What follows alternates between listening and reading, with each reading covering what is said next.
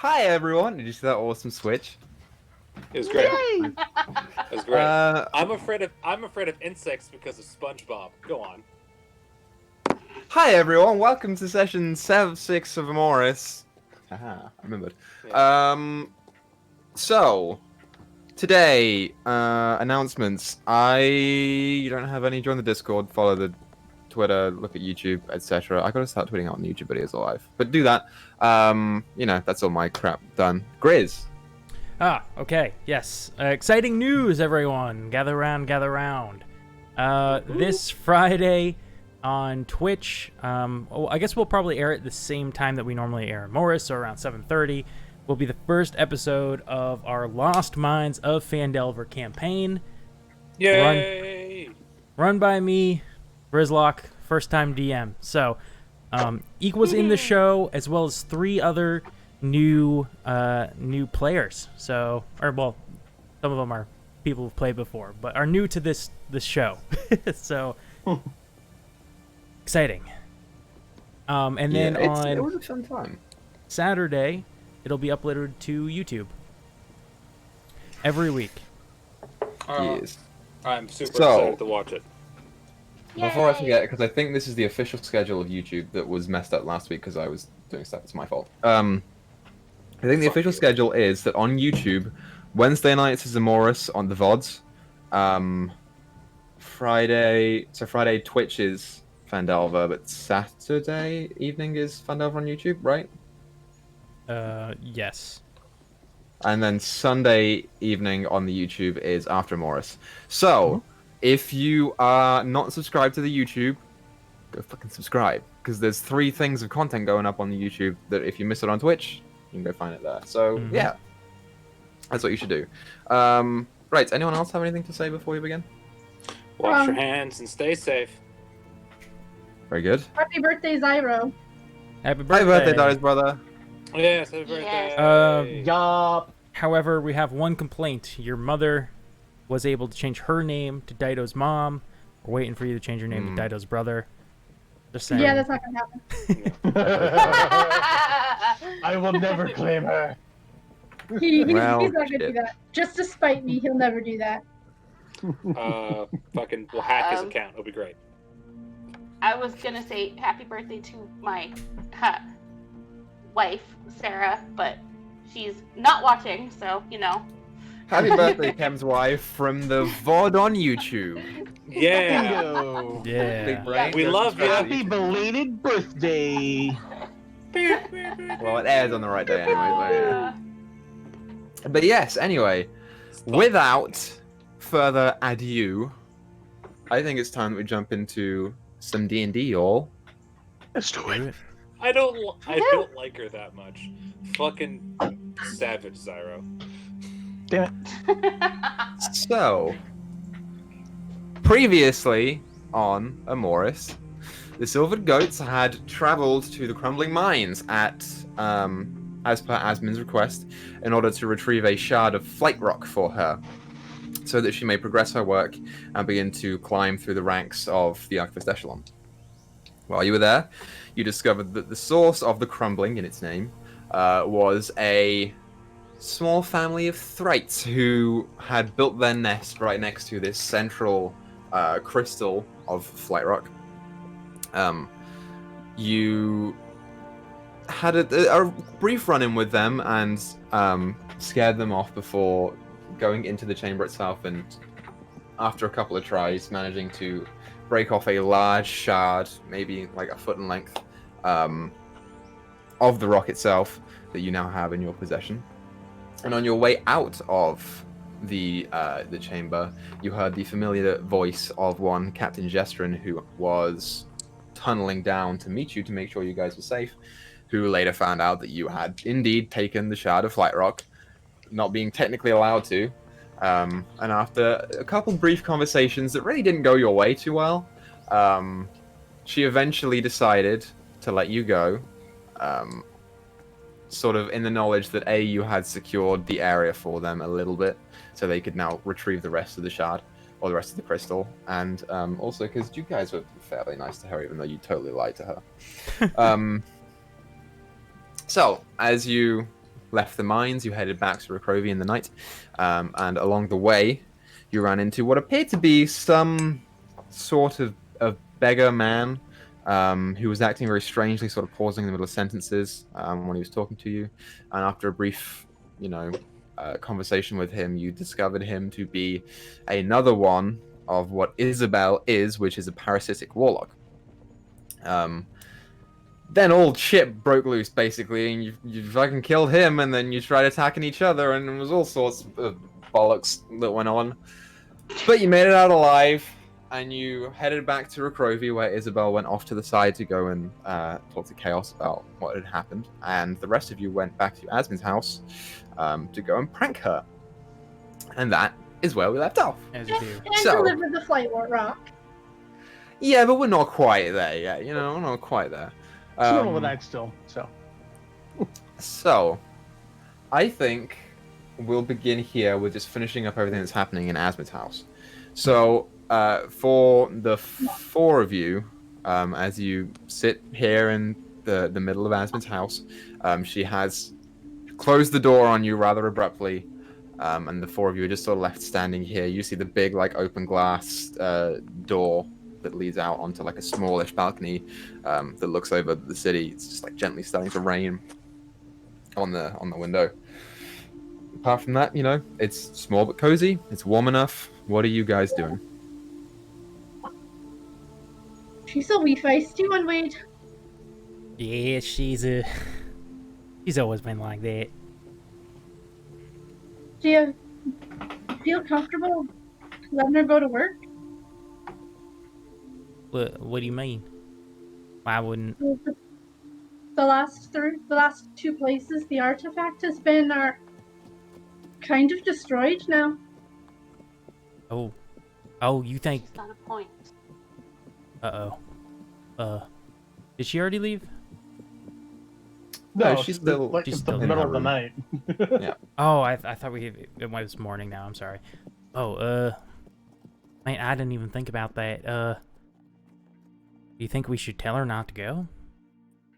I mean, I don't know if she'd even listen to us, to be honest. I mean, I think she'd still go to work, but it would at least warn her. Okay, yeah, we should do that. Maybe What? give her a security detail. Oh, I feel like more than that, we could actually talk to somebody at the echelon that has some kind of power there and give them a heads up. Not that they probably don't already know what happened with it before, but still. I just don't want her to end up like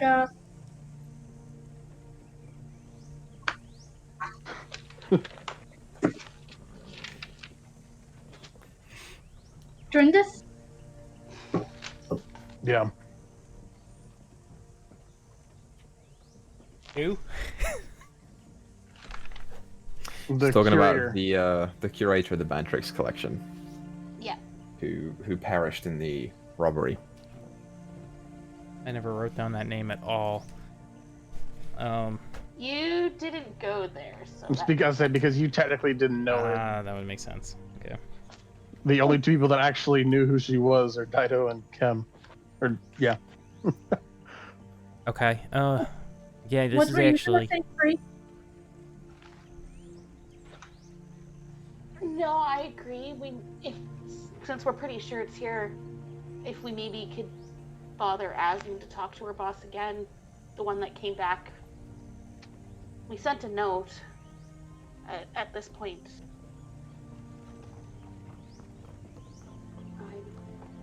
I don't know what else to do to get his attention. Not for nothing, but I feel like if we asked Asmin to let us talk to him, we might be able to, because you guys, I'm guessing, asked her yesterday to have him send me a message telepathically, magically, whatever, and I got one yesterday morning. So my guess is he's at least open to requests from people that work there. Plus the big favor of bringing back that flight rock. Right. Might look good on us in the end as well. Very true. Okay, yeah. I guess we should tell her in the morning. Let her sleep. I mean, I have to agree with you there. Bushy, usually, you know, when you're in that groggy state, you don't usually remember, like, the conversations you had during that time that you wake up. Especially if you go back to sleep right after. Yeah. You know what I'm talking about, Free. Mm-hmm. I have a feeling she'll remember this, though. Reality. Especially if she wakes up with more flour on her face. I like the way you think.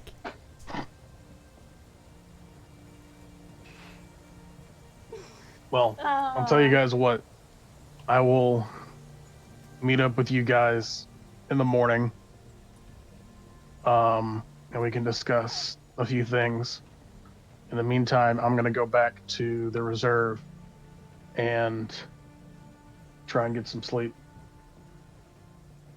Okay, bud. All right. You know you can stay here if you want. I could, but I've got my reasons for staying elsewhere. Fair enough, Nothing bud. against you guys. All good. No worries.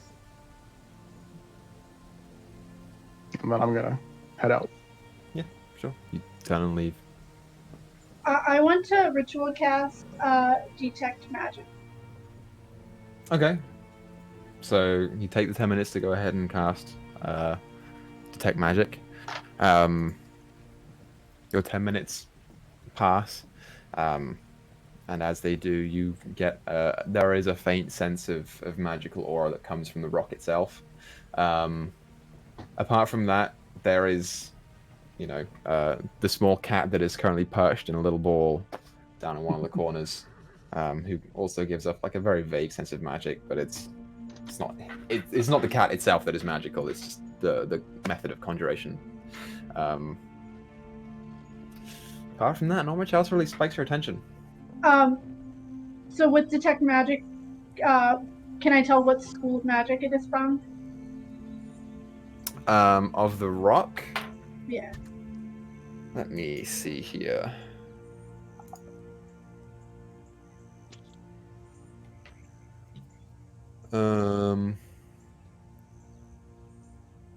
I believe that this would be.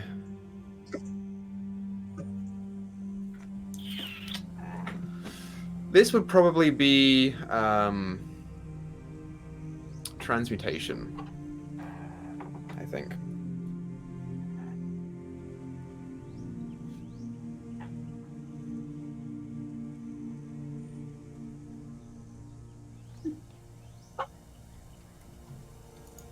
Alright. Cool. So, what do the three of you choose to do now?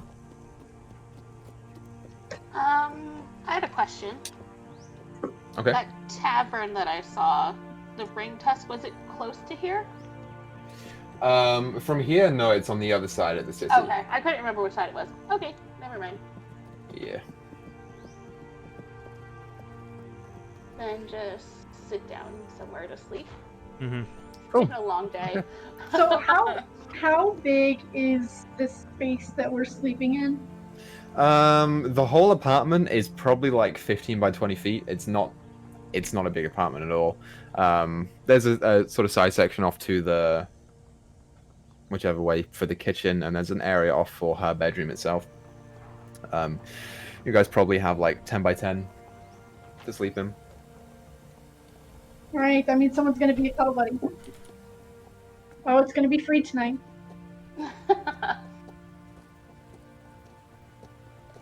That's fine. She has a bedroll, so it's not like it's weird.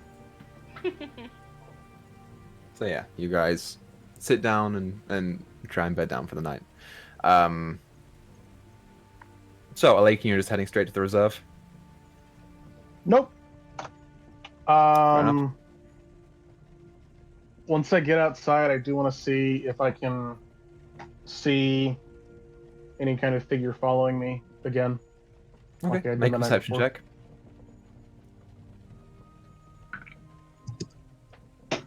Perception. That is a 16. You do not see anyone following you. Okay.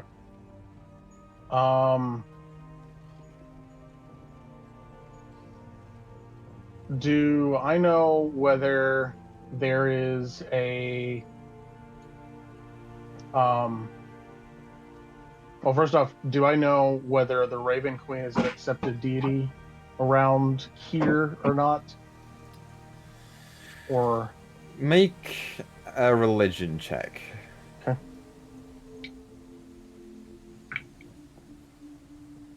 That's religion. That is a 12.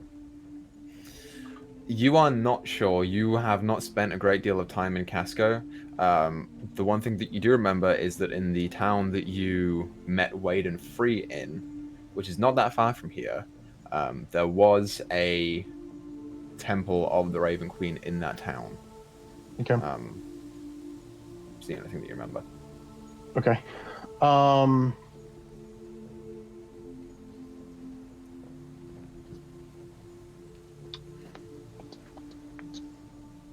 I guess I want to kind of meander around the long way, going back to the reserve, and see if I see any more thieves' marks on the outer ring versus the inner ring, which is where it was last time. Okay. I mean, you already went all the way around the outer ring before, pretty much. Okay. So yeah, much of the same. There are certain markings that depict Okay. what you believe to be the Thieves Guild here, but yeah. Okay. I guess I will head back to the reserve then. Fair enough. Yep. No problem. You can go back there and bed down for the night. Very easy to do. Okay. So, while this is happening, Isabel, you have gone off into a little alley in the side, in the southern half of the city, as stealthily and secretly as you could, so that you may have a conversation with your parasite who has come outwards, and now you see the physical form of this sort of like what looks to almost be like a shell on top, with like two small indentations with two like beady red eyes coming out of the front, and the bottom is just a massive tentacles that sort of seem to connect into underneath of your fingernails. It's a really strange sensation to see it there, with the rain sort of gently pouring down on top of you. What would you like to do?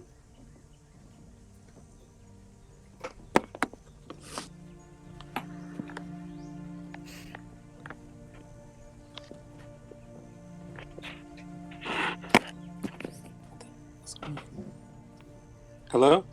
Sorry, Hello? everyone, if you can hear me. My phone's being weird. You're good. Hello? Yeah, sorry. I couldn't unmute. It was being weird, and then I couldn't You're fine. hear any of what you just said. And I'm super sorry. Don't worry about it. You're talking to the parasite. Is basically it. I flavored it.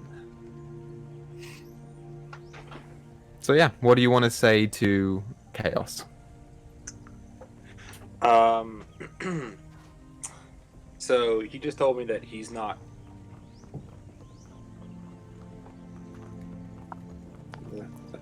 Yeah, sorry, my internet's being weird tonight. You're good. So he just told me he's not born but made. Yes, that was the last thing that it said. All right, Isabel will take a second, deep breath, and then say, "Alright, and he made you."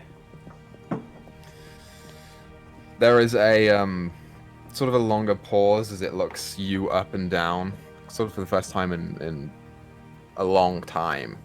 This parasite's been with you for years and years and years, and it has never come out like this before.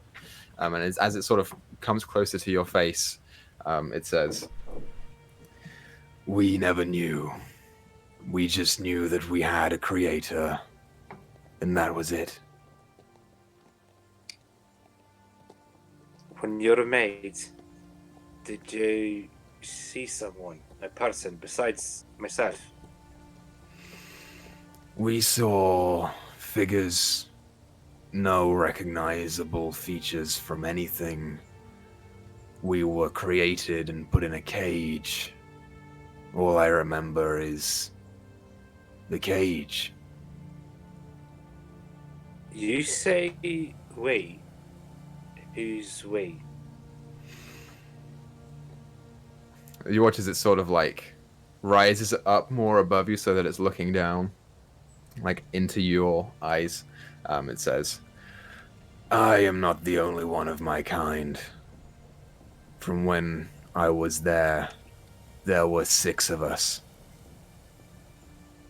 I believe we just met one."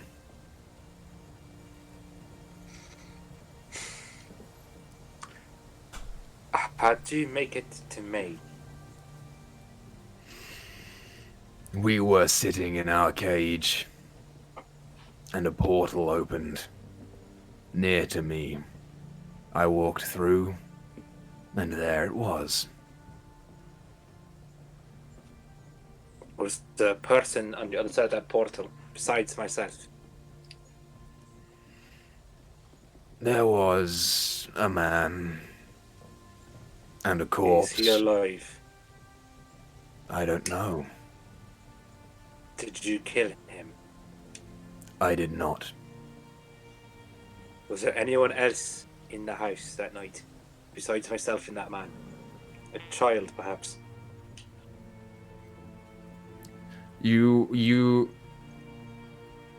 sort of experience a pause, and as it sort of comes back from you a little bit,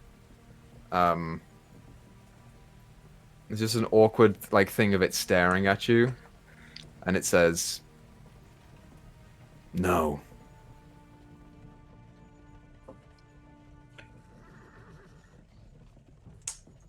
Oh, God. Ah! I suppose I'm gonna stare at this thing and go, do you want to know who made you?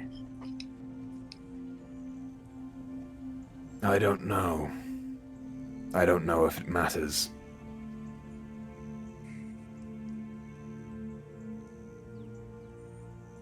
She's going to stand up, look at Chaos in his weird eyes, and say, I'd always kind of assumed that you killed my dad and my brother that night. Never found the body, but if you swear to me that you did not kill him, that means they might be alive. Never found any bodies. Not theirs, at least. Yeah, there is another like sort of pause as it stays there. You see like the form like sort of shifting as the inky goopiness sort of sustains itself above your hand. It says, "I did not kill your family." Alright. Then you're gonna help me then. You're gonna help You me feel find them. the form sort of shift back into your fingertips and your hand and back up into the back of your neck. And as it recedes back in the base of your skull, you hear it say, "I will." Let's find my dad. Let's fucking kill him. And then she's gonna go back to Asmund's house. Great, sure. You begin walking back to Asmund's house. Wade, Yes, buddy. in the night, as you sleep down by the on the floor of Asmund's house, you hear something. There is just a very slight just, and then feel the wind on your face. As you like gently open one eye, you see Asmund just sort of leaning on the balcony, looking out over to the city. Thyre and Free are currently not awake. Yeah. I want to sneak over behind her. Okay, sure. Make a stealth check. Okay. That's about right. 3 plus 3, 6.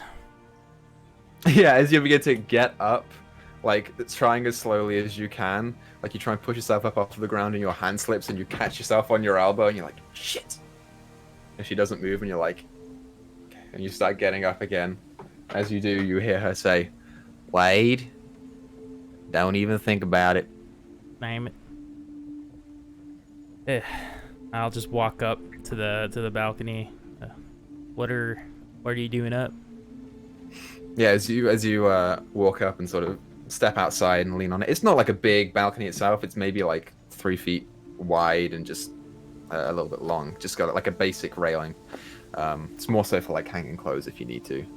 But looking beyond it, you can see the whole city here. You see the tower of the echelon in the center of the city. It's small, like little bits of light popping through from the buildings, with the rain just like gently pouring down. It's nice. It's peaceful out here. She sort of, scoots over a little bit to give you room, and she's like, "I don't know. I'm just thinking." I mean, yeah, there's a lot to think about. I mean, you just found out your brother is trapped in his friend's head. I get it. Yeah. That's a big deal. That one. Yeah. I don't know. Hey, Wade. Yeah, Esmond. Do you think that I made the wrong decision by coming here? Are you happy here? Yeah, I am. I mean, back in Keijo, you used to say you wanted to change the world, make it a better place. Thought that this place would help you reach that goal.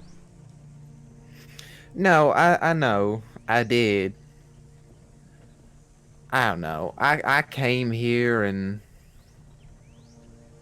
I missed a lot. I missed whatever happened to you two, and when I arrived, I mean, I thought I'd, climb up the ranks of the echelon and be taken seriously, and I would be able to do all these things, and in reality, I'm at the bottom of the barrel at the moment. Don't you sell yourself short, Asbid. You're the smartest woman I've ever known, okay? And it's just gonna take some time for them to see it. That's all. I know it's gonna take time. I don't know. I miss everyone back home. Yeah. And I guess I came in with all these expectations and it didn't quite meet up, and I really need this promotion, I think. Well, that's good news for you then. We ended up getting the Flight Rock. Yeah, I noticed, and she sort of like points back, and the shard that is that you guys brought back is just sort of leaning against the wall. She appears to have found it. You should have seen the giant bowl thing. I had to wrestle for that. It was The huge. giant mole thing. Wow. Yeah. Wouldn't be the first time that you've been wrestling up with some big creature, huh? Probably not the last. Yeah. Yeah. Thank you for doing this for me. Doing what? Just, bringing that back and being here and letting me know that he's okay too. Well, of course, yeah. I mean, it's the least I could do. Yeah. I want you to know that I'm grateful for you. Wait. I'll wrap my arm around her, and do it like, rubber. Yeah.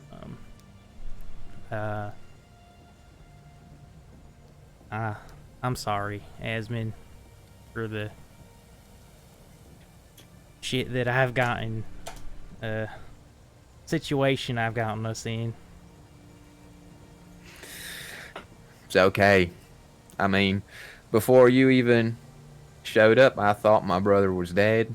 Now, he might not be, and that's good enough for me. Yeah, that kind of worries me. What? Everybody thought he was dead because what? Because he hadn't been seen for 3 months? Well, 'cause they saw you leaving in such a hurry, and they didn't see him, and you two have always been side by side, so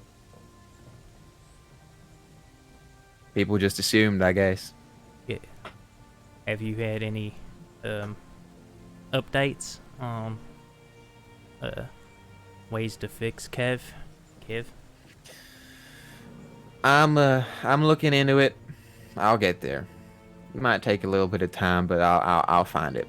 I'm sure I will. Okay. Oh, one last thing. You need to be careful going to work. I mean, I know you're strong, independent woman. But Right. everywhere that these orbs have been going to, that your boss now has, have been attacked. It's the Baratronx collection. I don't know what they were talking about when they said that, but that place in Urnroot, that place was attacked for having that there. Okay, sure. I mean, we've had it for a while, I think. If it is what is there, then we've had it for a little bit. I'll keep an eye out though. Right? Yeah, just be safe. No, Kev. I will. Kev wouldn't let me forgive. You would never forgive me if something happened to you. So. Yeah, I know. You see like a gentle smile come across the face. She's like, well, I guess I'm gonna head to bed for the rest of the night.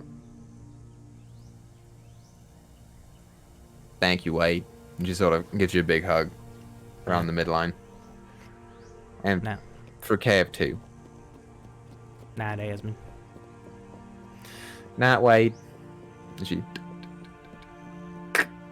closes the door. And I'm locked on the balcony. Fuck. Yeah, you just help. No, I mean, did she prank me back? She could have. she did not, to your knowledge. Okay. Yeah, I'll head back in. Sure. Yeah, you head back in and start hunkering down before you hear the door. And in walks Isabel. Hey. I'm gonna look at Wade, and just with fucking like the rage, like the boiled up rage of Isabel's father, just in her eyes, just stare at him for 3 seconds, and then just walks. Okay. Sure. Must be a full moon tonight. So you just walk and sit down and go to bed? Yep. Fair enough. So, I'll lean against the wall. sure thing. So you all bed down for the night. This is weird because Equa? Lakin's not there. Yep. About what time would it be whenever I get back to the reserve? We'll say if you got there at around 2 and then went to Asmin's house at 3, we'll say like 3:34. Okay.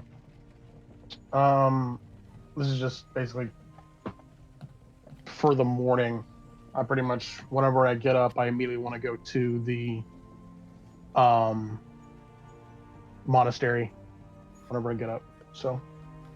Okay. At this point, you would still awaken a little bit before the rest of the group, so you can do that. Okay. Sure. So it's maybe like 9 in the morning. You head over to the monastery. Yeah. What are you doing now? I'm guessing the receptionist that's at the front desk, is there actually one this early in the morning? Yep. There is always a greeting person in there. Okay. Yep. I'm gonna walk up to the desk and just kind of be like, "Hi there." Yeah, it is the tiefling dude from before who was not impressed with you. He's like, "Hello." Is Master Geth available right now? Not currently. I think he's running a few errands, and then he said he was heading to the reserve. Okay. All right. Did he give any kind of time frame, whatever that might be? I don't. I'm not responsible for his schedule, so I'm sorry. I don't know. Well, is there somebody that would know? He would know if he were here. Oh, I hate this guy. Turnabout's fair play though, so it's happening. All right. Well, I guess I will see if I can catch him at the reserve. If not, I will be back later. Okay. Yeah. Have fun. Sort of gets back to his No. work. You have fun. I want to turn around. Oh, go to Asmund's house. Fair enough. Yeah. So you begin heading to Asmin's house. It's about this time, around the time that you get there. I'll say you walk in and everyone is just starting to rouse from their sleep. So not a problem. So yeah, everyone, as you begin to wake, you hear another as the Lakian walks in. Morning. Hi. Morning. Everybody sleep okay? Yeah. Right.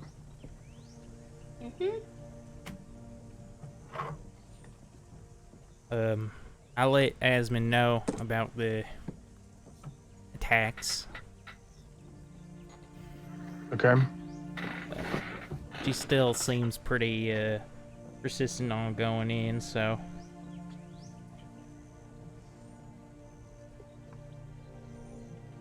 Well, I learned I was messing with the flight track a little bit last night, and maybe that is also the answer to the Kev problem, how do you think? because it gives off a transmutation aura. I don't know what that means. It's kind of a way to turn matter into other things, like turning a Lakian into a toad, or Lead to gold. Woman to gator. not far off.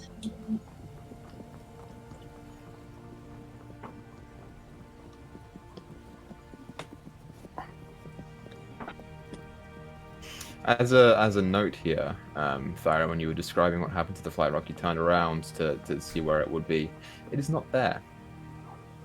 And also, Wade, as you get up, you notice Your alligator poncho is not there. What the fuck? Where did the rock go? Wait, where'd my Is Asmund poncho here? go? So is Asmund still here? Yeah, you walk up to Asmund's room and open it. No one's there. She left. I'm assuming she left and took it and used the poncho as a cover. Because she's definitely too small to hide it on her person. That poncho was my first kill.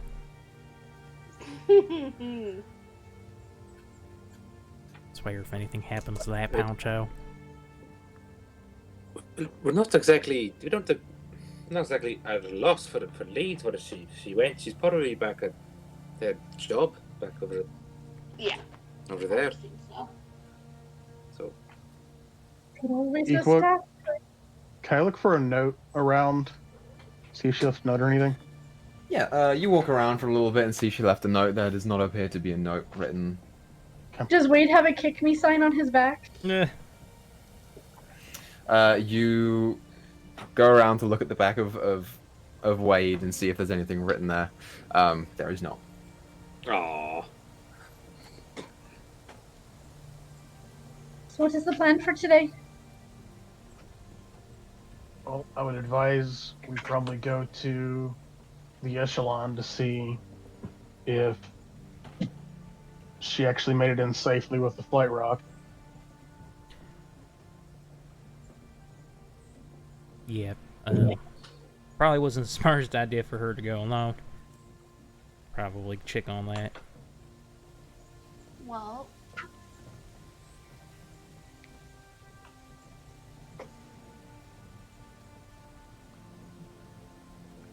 if we go chat with her and Alakian, if your job that you have isn't today, I was going to explore town on my own after. Or if anyone would like to come, they're welcome. But other than that, Didn't- just speaking with Asmund is... Didn't he say 2 days from yesterday? He said 2 days from yesterday. Yeah. Okay. I believe. I think it was yesterday. Okay. Isabel will sort of get up and say, "Well, as much as I love walking around with you free, I have things to deal with myself today."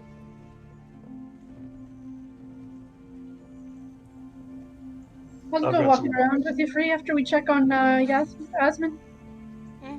Alright. I've got some classes to attend personally, so you guys are gonna have to go without me. Alright. Wade? Yeah. Sorry, I blanked out. Oh, darling. We're going to the Echelon, right? First, yes. Yes. All right. Cool. So, we've got the three of you going to the Echelon. Alakian's going to... the I was gonna reserve. go with him to the Echelon first, Okay. and then go to the reserve. I Sure, was so is following he... good Echelon as well. Oh, great, so we'll just all go to the Echelon then. Perfect. Perfect. Jeez. Yeah. You begin to make your way down to the Echelon. On the way And there, I in- want to keep an eye out for anybody watching us. If I can. Sure, make a perception check. That sucks. That is a 7. Yeah, you don't see anyone following you. Okay. So yeah, it takes, 20-30 minutes to get down to the center ring of the city, and you are greeted with the familiar sight of the tall, four-pronged tower of the Archivist Echelon. As you walk in, the interior is fairly busy, there is your familiar elven man sitting behind the desk, just sort of waiting for someone to come up to him. He notices you come in, and he turns around, and you see him sort of, just his back just sort of go, and then he turns back to you with a smile. Kyra, you see the door to the top right of you quickly go, closed or open? It's closed now. I'll wander over and just be like, I'm assuming Asmund made it in this morning. Yeah, he's like, yes, she did. She was here bright and early, as per usual. Yeah. All right, just making sure. Look to the others and be like, since we clearly you're interrupting her later in the day, are we still gonna try and bother her, or she's here at least? I'd like to make sure she has our stuff. If it wasn't somebody else. Fair Yeah, enough. I feel naked without my poncho. I mean, it could have started raining at any minute now. And honestly, it kind of looks naked without the poncho, honestly. Like, it's weird to see him without it. I self-consciously, like, looking at myself now. Thumbs through the braces, just like pulling it tight. Yeah. I mean, I'm sure Wade feels how I would without my my bear skin. Right? Or that my jacket, which I had to do for fucking like 3 weeks. I mean, what if a cart goes past and splashes mud up on me? I point at free. Wade, you hear in the back of your head, you hear Kev say, "Man, I don't think there are no carts in this town. I think they mostly go by water." Point still stands.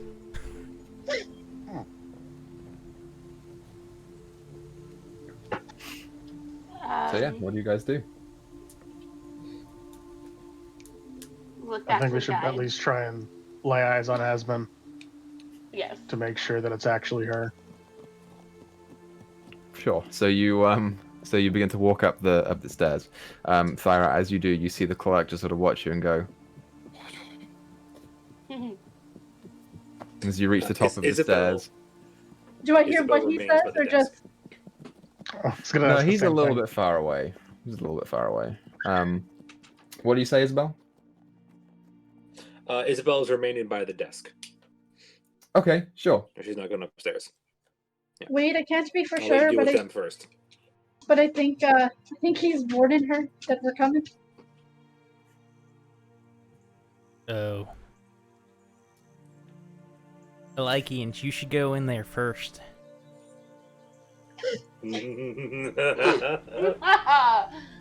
I'll knock Oh on her no, door. Wade. I insist. So Thyra knocks on the door. You hear this like. Hi, come in. We don't mean Just a second. There's a really cool big squirrel in here. And it's purple. Okay, guys. I think I bought us some time. What are you talking about? I think she trapped. It's gonna be a prank. We're gonna walk in there and like a pie's gonna fly at our face or something. Equa, I have a Hey, question. Okay. So did No, I. go ahead, Freak. Go ahead. Go ahead. I was gonna ask, can I tell if the door is locked? Not without inspecting it. Can So I she just said touch to come in. the- So Okay, well then can I use thaumaturgy to burst the door open? sure. No one has Yeah, to if open you want it that way? Just, Yeah, like, the door magic and suddenly- open it. You hear it rocking its hinge like. Asmin's just go. there like. That was kind of extra. You watch as she's like sort of leaning against the table, like this. What you doing? Oh, nothing. You know, just working on my experiments for the day. What are you doing? Look to Bert. Wade. Just admiring your work from over here. Oh, thank you. And you watch as she runs back to the behind one of the tables, of which the large shard is indeed there. You watch as she like pokes it a little bit, and it starts slowly like reaching up and levitating. She's like, honestly, with this much material, I can do a lot with this. I feel pretty confident in being able to use this. Can I look for traps real I fast? was about to do Equa? the same Seeing how thing. everybody's no, scared. I just want to walk right in. Forget that. Are you gonna like go and try and investigate shit, or are you just looking around, Lakian? I was just kind of gonna look around. Okay, so what are you gonna do this too? Because you said so. Both you make perception checks.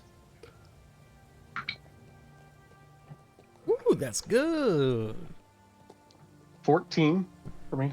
Oh, Okay. that was good. 21. 21. Yeah. From what you can see, there are no traps here. Oh, we're all clear. I already started walking in. Yeah, Thyra's already in there, just sort of looking around at the rock. I'll follow in behind Thyra. I wanna get kind of close to Asmin. And the door is still open. Yeah, no one closed it. I wanna kind of whisper to her, do you think you have enough to do more than one experiment? I mean, it depends on what the experiment is. This portion will definitely last me for my stuff. Why? What are you looking to do? Oh, and it's not really for me, but I guess for you and for Wade. It's just a thought. It's probably stupid and probably won't even work. But maybe the rock can help you figure out how to get your brother back. Oh, yeah, I thought about that a little bit, whether I could use some of its properties. I'm looking into it. I don't think that it quite has the right thing, but I mean, it's got a storage of energy in it, so maybe I could use something like that. I thought about it a little bit. Okay, it's driving me crazy. Do you have my poncho? Yeah, everyone watches it, she's sort of like, no, what are you talking about? Why aren't you wearing it? Insight. Make an insight check. I have a pretty high insight though, so let's see. Oh no, I don't. Never mind. That's a 5. I'm gonna roll A it in. 5? Yeah. Wait, you believe her? Oh. She does not have your poncho. Dana said I'm gonna she roll wanted to roll insight, one too. too. I rolled what is that? A 19 plus 4. A 19? Yeah, she's 100% lying. 100%. Yeah, Now- wait, I don't think she has it. She. Like, I'm pretty good at these things. Oh no. I kind of Okay, give Asmin like a wink. Okay. Asmin, I'm pretty sure somebody broke into your house last night. This I kind don't of know, thing. Wade. This kind of thing doesn't happen in Keijo. Maybe you just misplaced it or something. No, I pretty much wear that thing everywhere. Somebody had to have taken it. Well, I'll go take a look around. I'll ask some people if they've seen it, and if I find it, then I'll let you know. In the meantime, was there any kind of like payment plan that you guys made while I wasn't there for doing all of this? Because as much as I enjoy being a good Samaritan, I also enjoy money. So I get it. That's fair enough. Yeah, if all goes to plan and I impress my superiors, then I will give y'all a portion of my raise that I get, my bonus raise for getting promotion. All right. Well, in that Also, case, she is trying to help Wade. I know. This is us helping her to help us. I know. There are other ways of payment than monetary. I don't need payment for this. I find monetary the easiest to keep track of, though.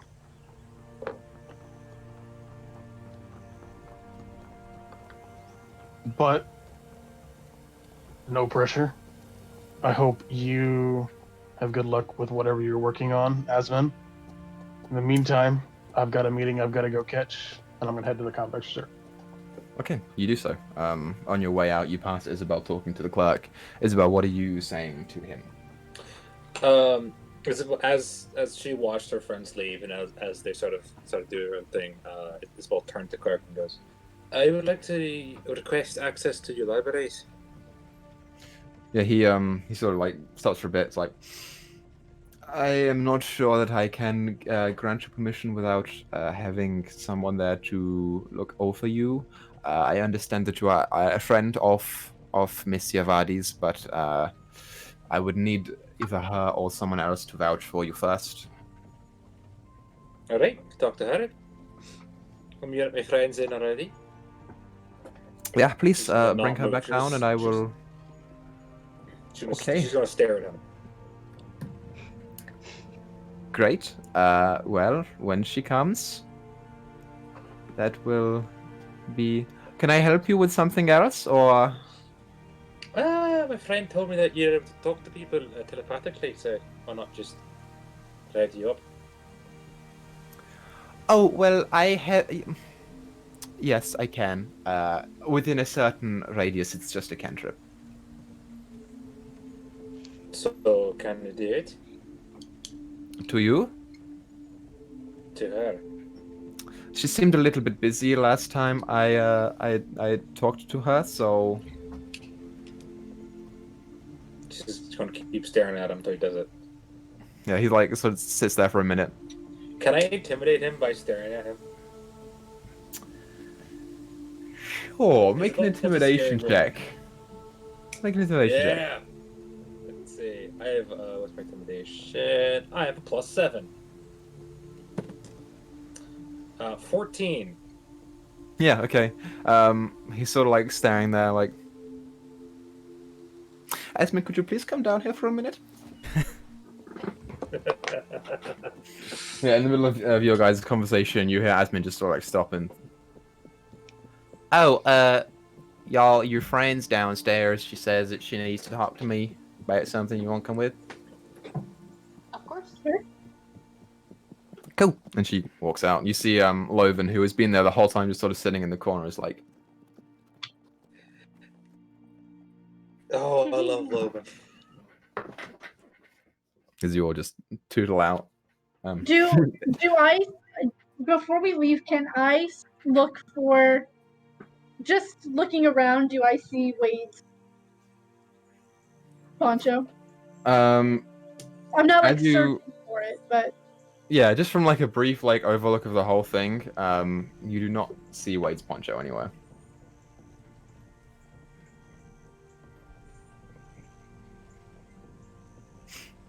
So yeah, the rest of you walk down. Isabel, you watch them go and meet up with you. She's like, okay, so what's the problem?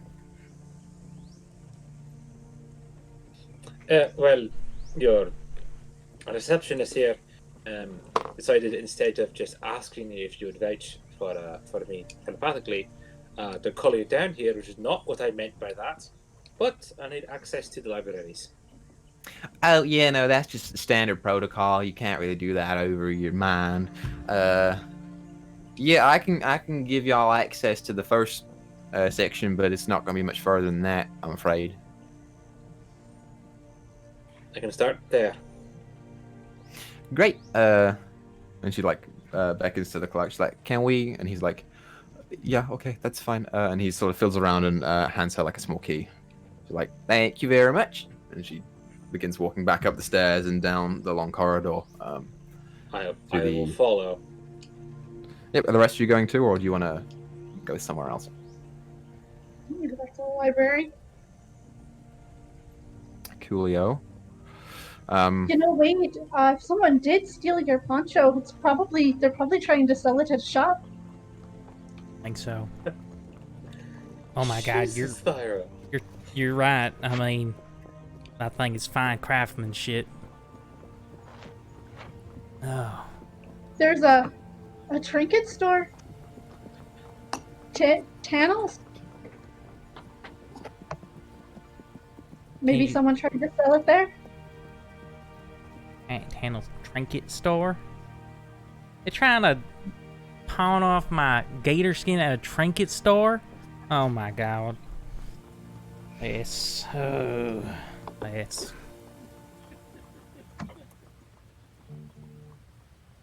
Okay.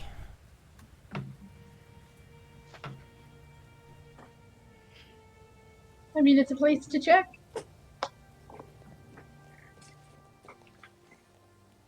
Gonna have to go there. Can I get some backup?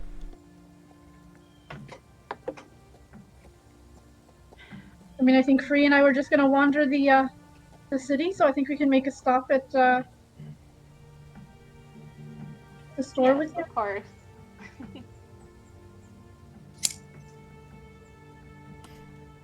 Okay. So what's the plan here? I'm gonna let them walk out a little bit first Okay. and ask the guy at the front. Can you tell Yasmin? Good job. I approve. He's like is a little bit confused. He's like, yeah, I can tell her that from you. Thank you. We'll catch up with the other two. Sure. So so we'll start with the library. Asmin leads you into the library. What are you looking for here? I am looking for anything that could possibly to do with how chaos was made, because Isabel's interested in that personally. Make an investigation check for me. Okay, I'm not great. That's a fucking 13. A 13. These Yeah, guys throwing me down a little bit. You watch as Asmin takes some time to draw a ring in the ground and mutter some arcane words and do some quick sigils before this like translucent, very very clear disc starts rising her up off the ground, and she helps you look for anything to do with parasites and how they form. Nothing really strikes your attention here. Is there any way I could get access to the other sections of the library that us regular people aren't allowed in?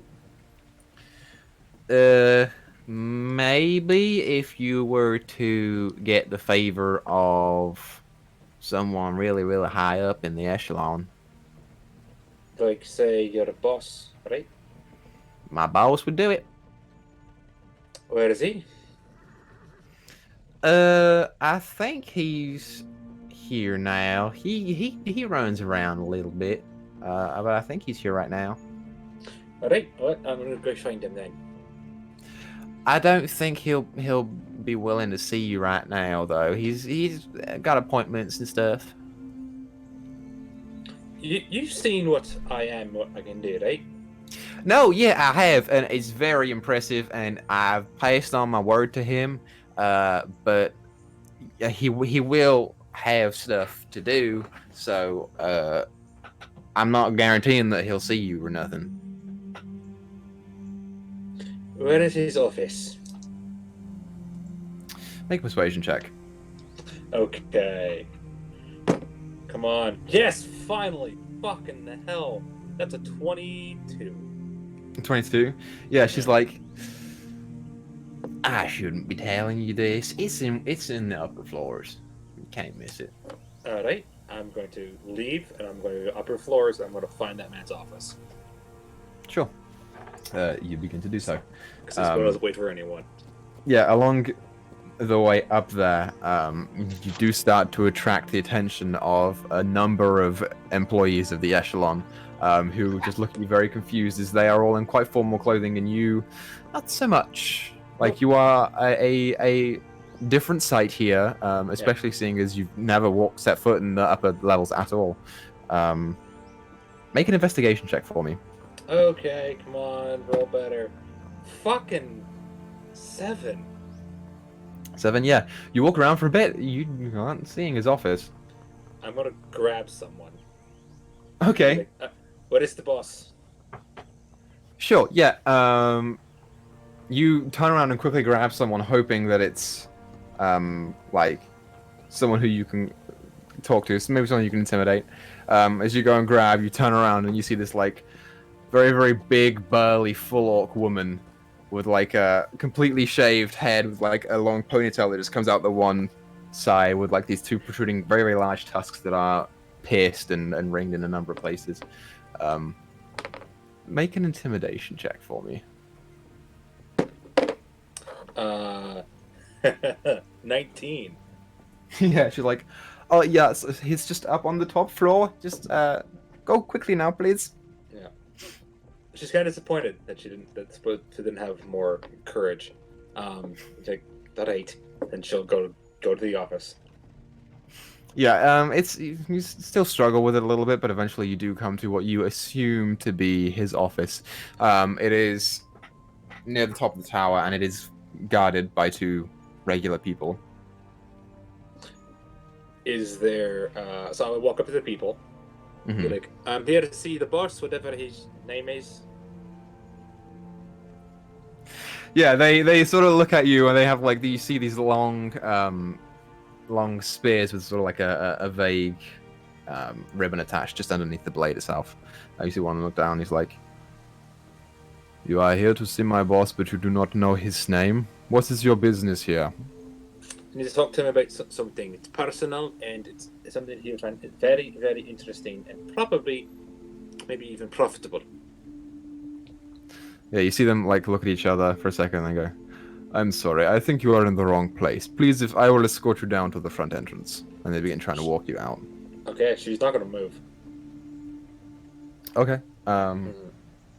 As they begin to try and walk you out, you don't move. You just sort of sit there, arms crossed, and you see them go, "Please, you must come with us. He cannot be disturbed at this time."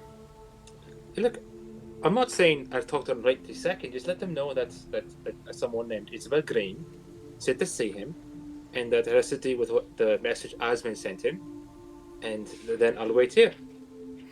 If you have a message for any of our employees, you may leave it at the front desk and it will get to them in time. Please, if you will come with me. She's not gonna move. She's stronger than them. She's not gonna move. You watch as the two of them sort of lift you up by the back of your shirt and start physically walking you out. They're all really well in their athletics. God, what would Isabel do at this point? She doesn't want to attack them, because that's not how you do this. She's going to try to resist them trying to take her away. Yeah, so make an athletics check. Okay. +6 to the players. Yeah, that's really fucking good. 21.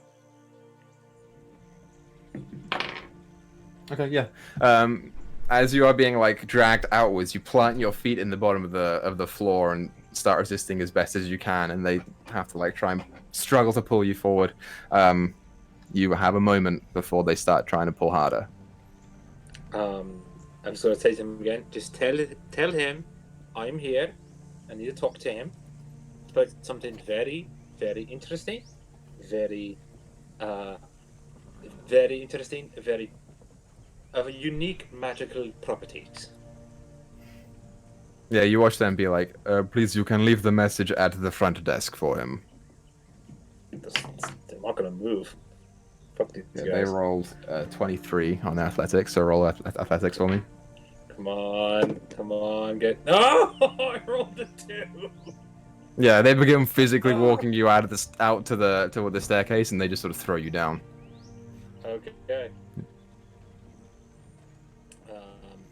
They throw me down the staircase? They throw you like into the mouth of it, and as you are like sort of falling down a bit, you catch yourself on the railing, and they're like, "We will see you later. Goodbye." And you watch as the door.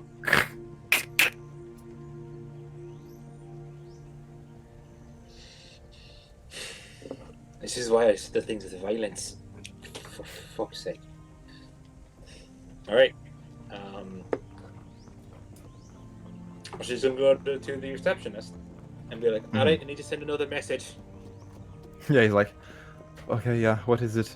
Send it to the boss, whatever the fuck his name is, and tell him that Isabel Green is here to see him, and it's about the thing that Iceman told him about.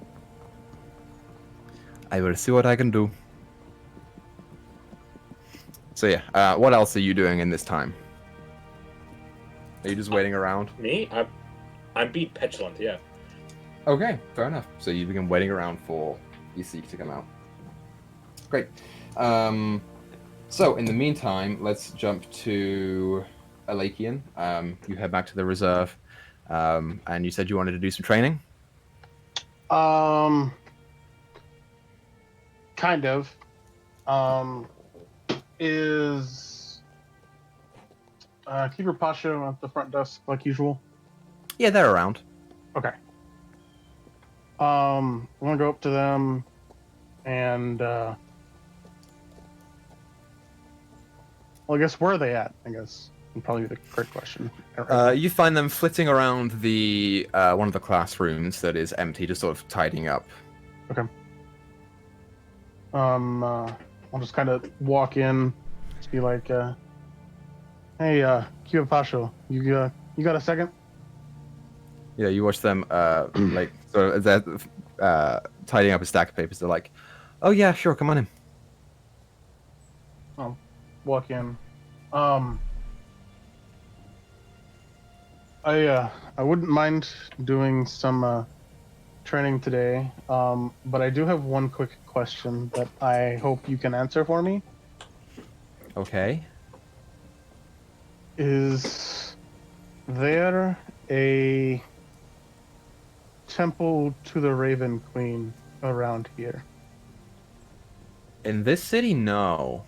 We don't. We only have two temples here. There's the Protector's Temple, and then there are the Platinum Walls. We don't have a Raven Queen temple.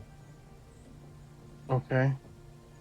Is there like a generalized temple that isn't like necessarily designated to a specific deity?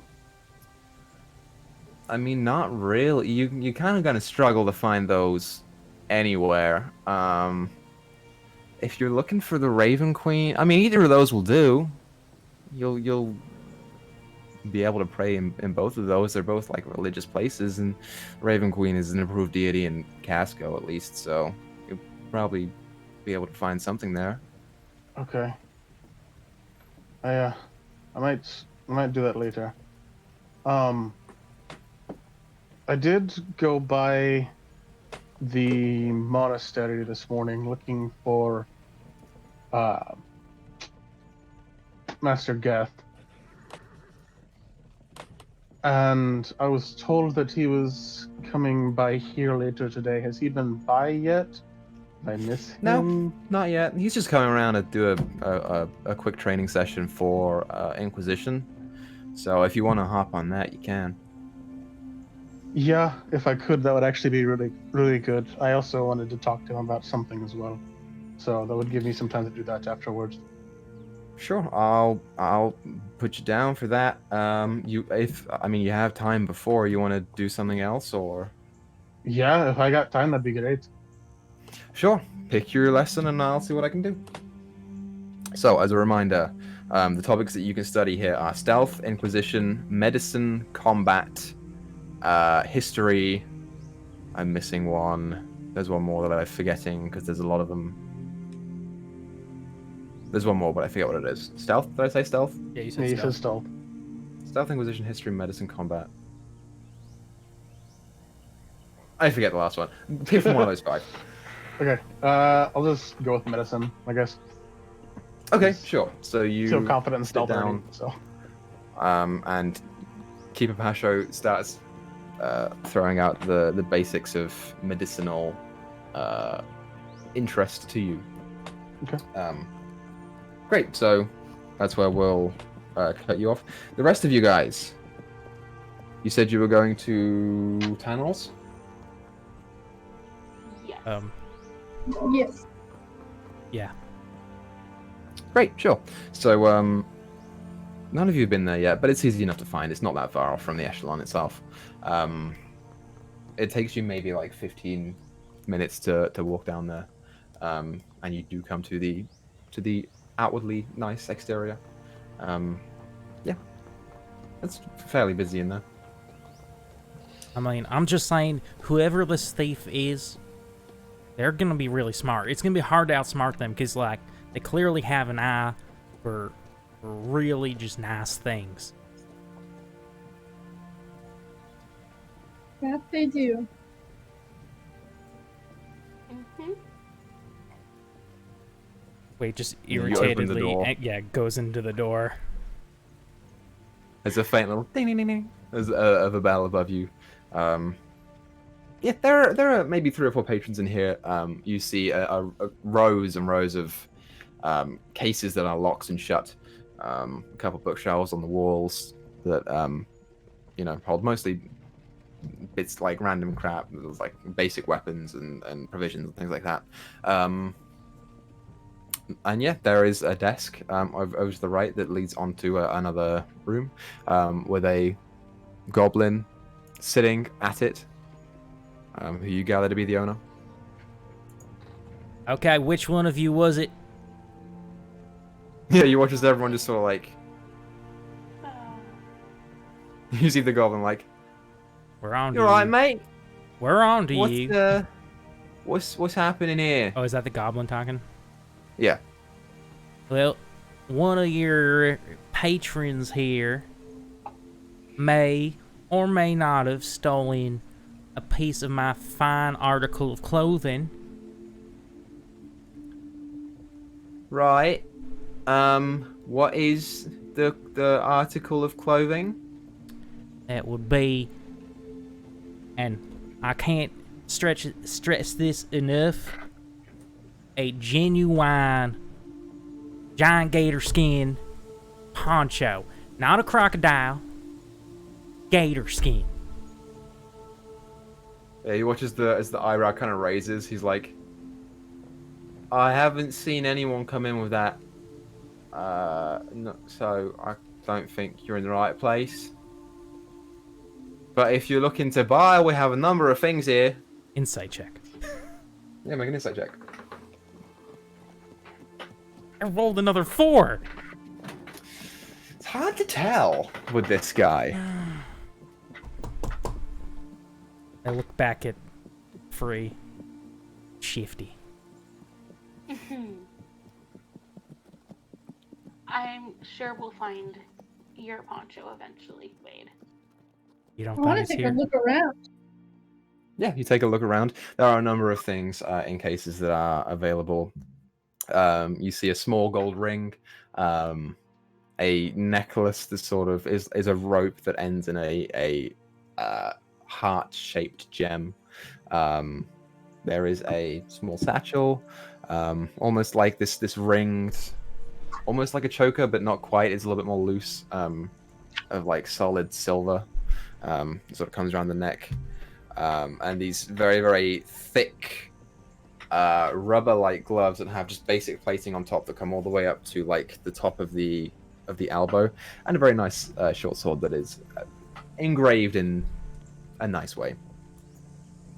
All right, so you said that the thing with the heart is not the choker, right? No, the choker-looking thing itself is just like a metal, almost like Okay. wavy design that sort of just comes to meet, but doesn't quite touch. I'm gonna go take a look at the choker. Okay, sure. As you walk up to it, you see the goblin, who is not currently talking to anyone, just sort of jump down off of his stool and run up to you. He's like, "Oh, so you're interested in buying, are you? What are you looking at?" Well, I mean, this choker is quite pretty. I mean, depending on price, maybe we can buy. Right. Well, this is quite the item. This is called a necklace of adaptation. You heard of this? I do not know. Adaptation? That's the one. When you wear this thing, you can basically breathe in any sort of harmful gases or steam or anything like that. It's very, very useful. This can be yours for the measly price of 800 gold. That's a lot of gold to be able to breathe. It's a lot Well, of it's gold. quite a useful talent.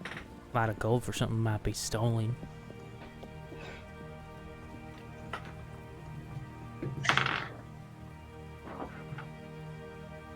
Okay, yeah. Wade, you watch as the goblin like shoots you a quick look, and then brings back the smile. So, what will it be? Can I insight check to see if it's stolen? Sure, make an insight check. It's very high. Oh no, it's DC. a 3. It's like a 7. Yeah, I mean, best you can tell, it's probably not Okay. stolen. Well, that's a lot of gold. What's about these? I'll point to the rubber gloves. Yeah, they are like they're not quite rubber, but they are a very, very thick material. They're sort of just resting there. Let me pull up my homebrew for this. You watch as he says, "Right, well, these are maybe something that you could use yourself. You see, you're a little bit stockier there. These gloves grant you resistance to lightning damage, but you've got to sort of be able to, use heavier armor in order to really utilize them to their full effect. You don't have to wear it at the same time, but you've got to be comfortable in it." Can I try one on to see if I can heft it? You watch it as he like, I mean, as you can tell, Go on. I don't usually wear armor, so I'm not sure what it feels like. as he pulls out a small set of keys and unlocks it, and like ever so gently like lifts it up and then starts dragging it out, but it is heavy. Shuts the case again. Hope whoever has my gator skin's comfortable. Do I You don't hear that him? one. Do I You can hear it. him? Yeah, you hear it. I'm chuckling under my breath. Yeah, as he like holds the glove open. Are you proficient in heavy armor? No. No? You go and put your hand in and lift it up. It is a little bit tough to move around in. I don't know, it's a bit restricting. I'll take it off so he doesn't think I'm trying to, steal it. Yeah, he hand it back and he sort of like puts it back in the case. Well, I mean, if you're sure, but I will say this one's a little bit cheaper than your other item there. This pair of gloves only runs about 400 gold, so if you change your mind, you know where it is. Is there much of a need to be resistant to lightning? Does it storm here a lot? I find that adventurers come from all sorts of backgrounds. You never know what you're going to go up against, do you?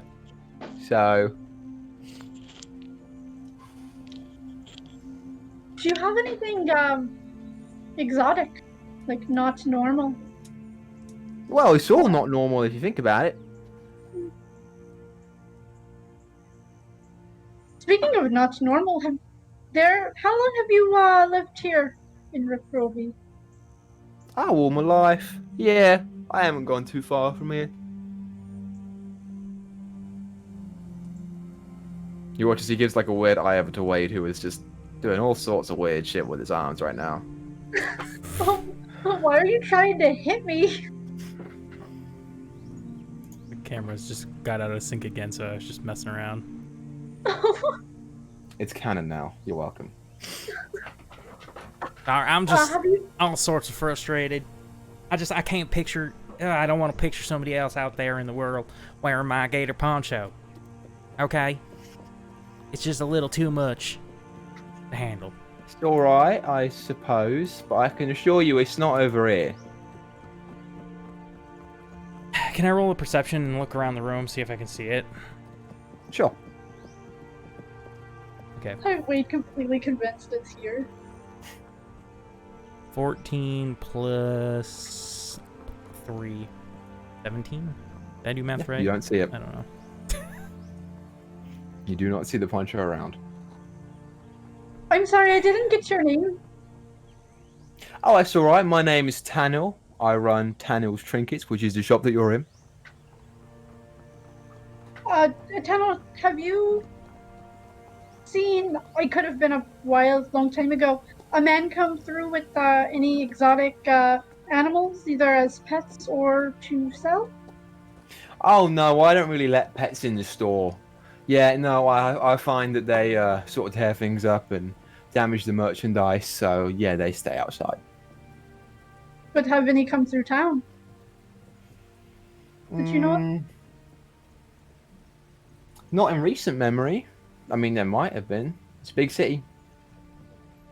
Understandable. Alright, there's one more thing I want to look at. And that's the pretty ring, the gold one. Yeah, you watch as he runs around. He's like, "Oh, now this you're gonna love this," and he pops open the case and pulls it out and slips it on. He says, "So this ring is quite the magical item here." As he turns around and starts scrawling on a piece of paper, and he folds it, pours some wax on top of it. He says, "What's your name?" Thyra. You watch as he whispers into the ring and stamps it down onto the wax and lets go. And he goes, "Watch this." And he sort of leans backwards, and you watch as the paper starts to rise a little bit, and then it folds into a small paper airplane, and you catch it. That is interesting. This here is called a postal ring. You can choose your form, either into a paper airplane or a paper boat. But, it's not the most pricey item in the world. This one will only run you 300 gold. But I am willing to negotiate. Is it just a one-way? Yeah, anything that you send is just a one-way, but people can send stuff back. If they have another ring, of course. And how fast would it take to go a long distance? Well, it depends on the distance. If you're... let me see. It's faster than the average person by a little bit. I mean, it might take a little bit of time, but better than the postal service, eh? Say I wanted to get a message to someone in Coral. Someone in Craw. Hearing. If you're going abroad from here, of course, I would say probably about a week and a half. But if you were going a traditional route, it might take you like 2.5 weeks. What happens if someone who's not supposed to get it catches it? Well, that's the downside of the ring, I'm afraid. This is why it's not mass-produced. Is that sometimes messages can be intercepted, but it really is dependent on the thing. It's a small creature. It's stealthy enough, you know. Can I test it? You can test it to someone in this room. All right. So Yeah, and he sort of pulls off the ring and hands it over to you, but it's keeping an eye on you very intently. Yeah. I'm just gonna write like,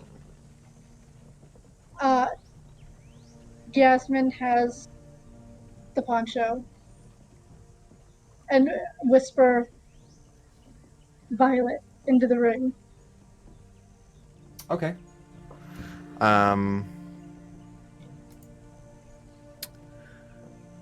Wait a second here. Who are you thinking about when you say the name? Free, have you ever told Thyra that your name was Violet? Isn't that the name you used in Aaron Root? I used it As a fake name. A fake name for Councilman Duel. Okay, so you've heard her say the name. Yep. Mhm. So you watch as the paper starts to fold into, I'm assuming, the paper airplane, since there's no water here, as it rises and over to you, Free. All right. This could. How much did you say this was? For a measly price of 300 gold. I don't usually buy things for myself, but this is something I may want to get when I have the money.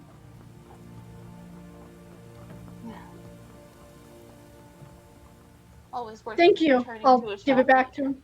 I got a That's little all right. distracted. Yeah, as he picks it back up and sort of inspects it in the light, puts it back in the case and locks it. Well, I mean, if you're looking for anything cheaper than that, you're a little bit out of luck unless you're looking for some basic equipment. But I'll be here.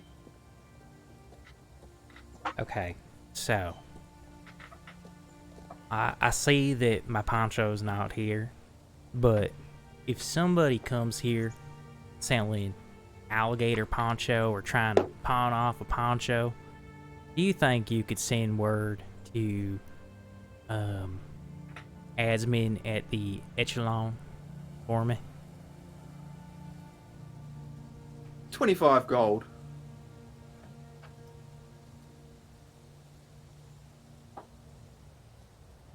I have, pulls out coins. 6. I have We 6. Don't do that. Make a persuasion check, Wade. Oh, my cat is messing with things. That's a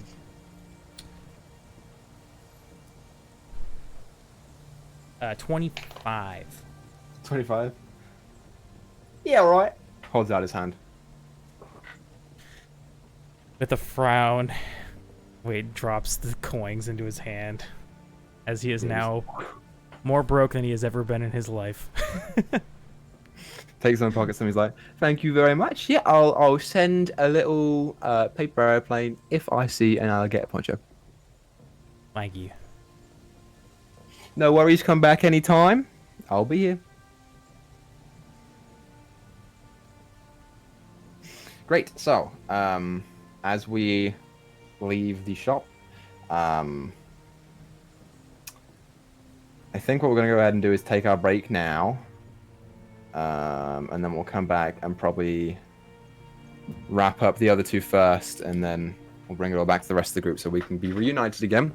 So we'll take the break now, and we'll come back here in 10 to 15 minutes to continue the story. So yeah, let's go and get food and stuff, and we'll be back here soon. I don't have anything else to say about it. All right. All right. Bye, everybody. See you Thanks for in a watching, couple guys. minutes. Oh, We'll be like back in a minute. See ya. A few minutes. All right.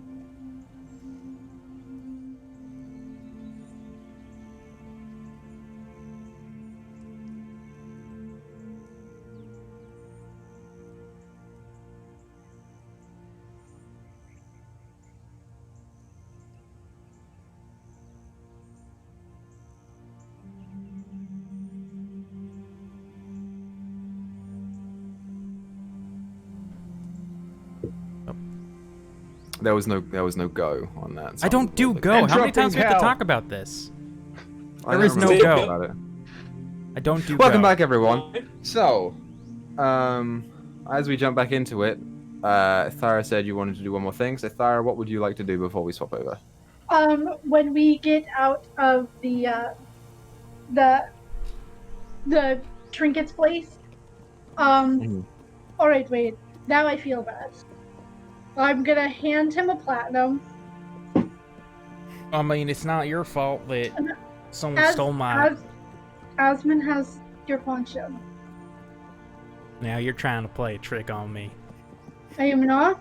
I was playing a trick on you before you spent gold. And now I feel bad. So please take it. No, I don't want to take your gold. Are you sure?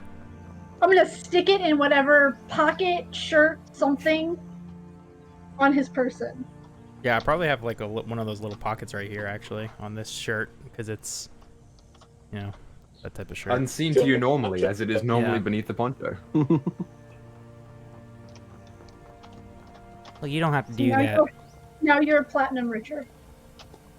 Well, thanks, Thyra. But if Asmin has it, are you sure? I'm 100% positive Asmon has it. Where? That I am not sneaky, sure, but she does have it. Snaky little snake.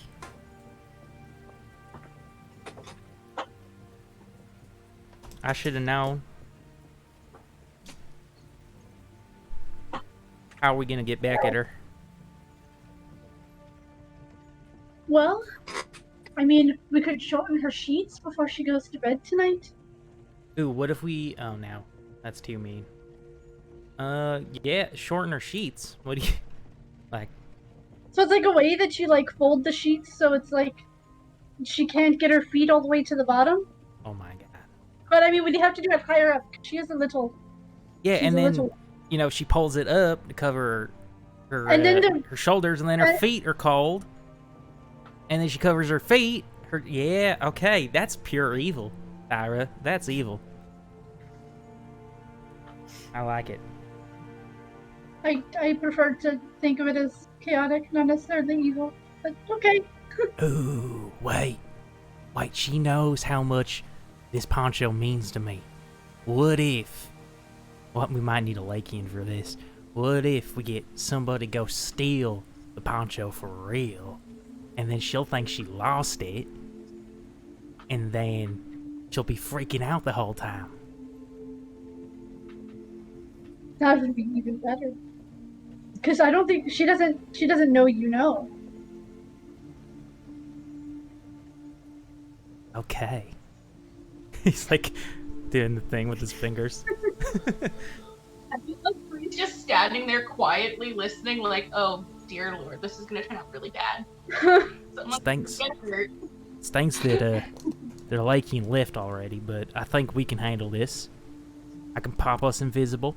We just gotta find out where she's storing it.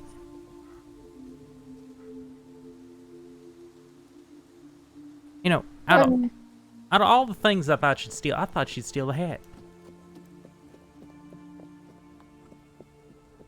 Well, I mean, she could have taken the poncho to hide the thing, and then just kept it because she thought it'd be funny. So it could have served two purposes. Okay. Yeah, so, what do y'all say? I'm gonna find this poncho? Maybe not right away. Then she might suspect us. Okay, but we can't wait too long, because Asmin, she usually caves pretty easy, so I don't want her... You know, we gotta make sure we slip in there at some point and steal it before she wants to give it back. But yeah, it can wait. It can wait. Free, what did you want to do while we were in this? Well, honestly, I haven't had time to play music at all, and thank you for bringing up someone mean. I suddenly got an urge to do so. So I was looking for a park or somewhere to just play music. have fun, I suppose. We could do that for a little while. Been a while since we got the band together. No.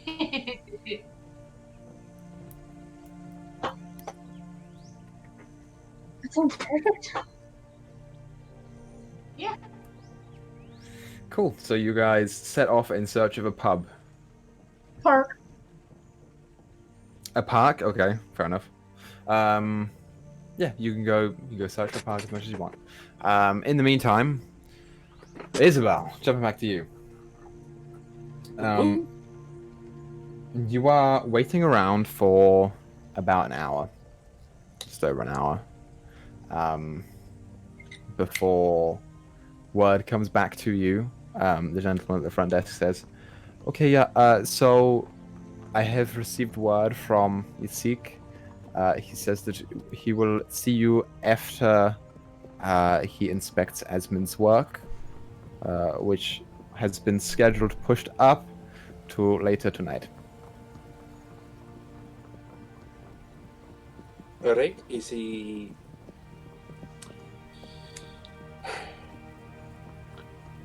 What the fuck? She doesn't want to, like, make a scene, so she, like, fucking makes him mad. She already kind of did that.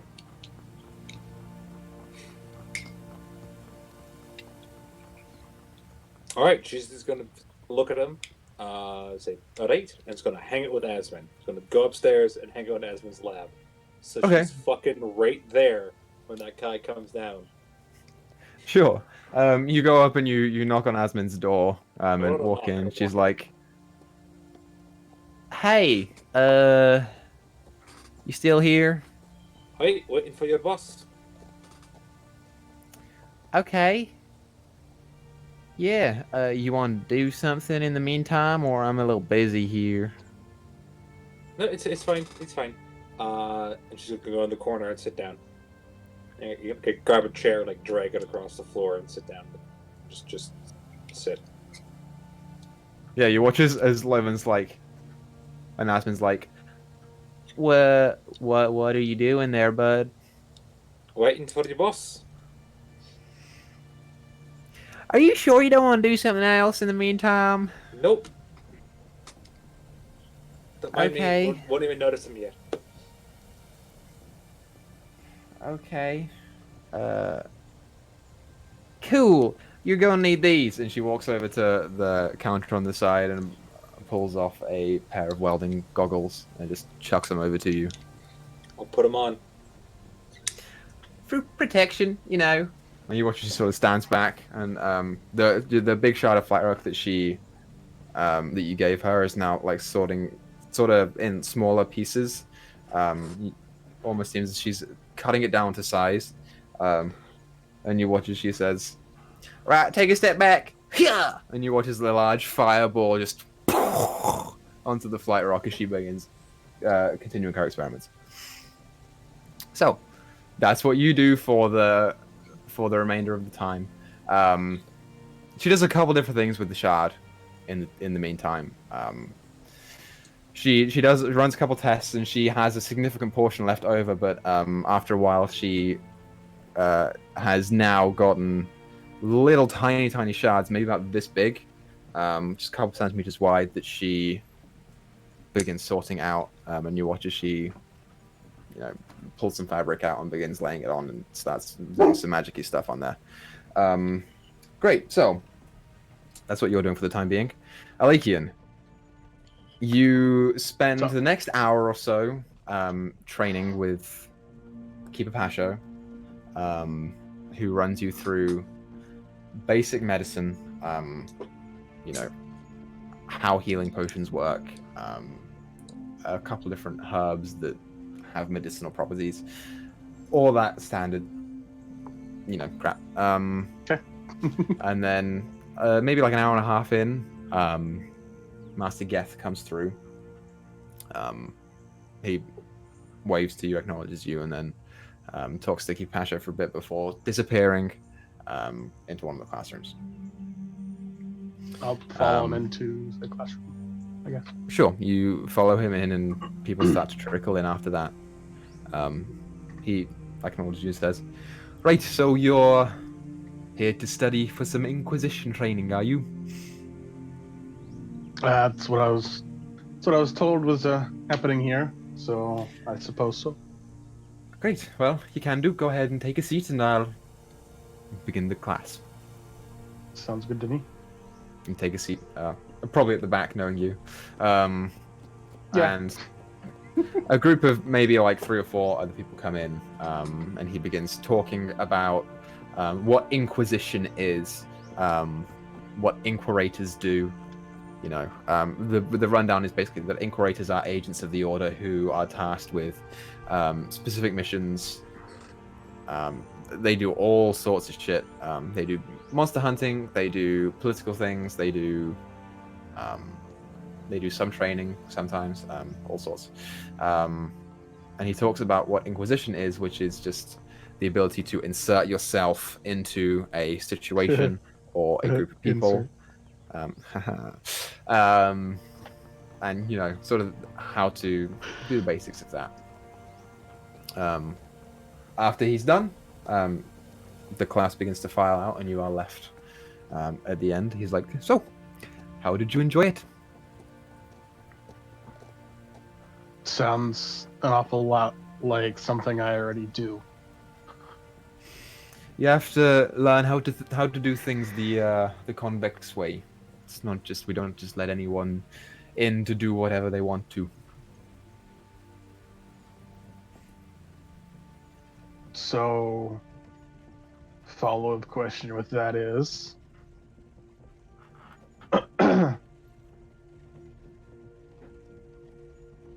what is the convex way?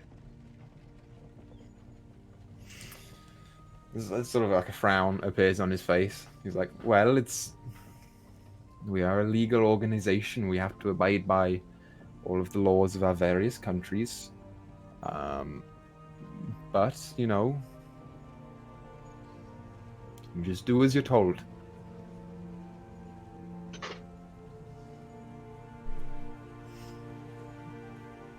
I'm still somewhat lost as to how that's any different than what I do right now. Well, you'll forgive me for saying this, but Master Hiresh told me that you've had underlying issues with the law before. That sort of thing is not generally admitted without due cause.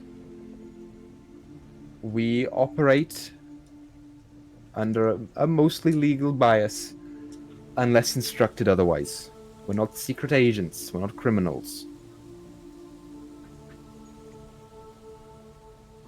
I'm going to tell you the same thing I told Master Haresh. I'm not that kind of person anymore. I know. I hope not. You had Inquisitor UFO following me that one night, and I'm sure they reported back to you what they saw. Oh, they did. So, I would like to clear the air, as it were, as to what my intentions are.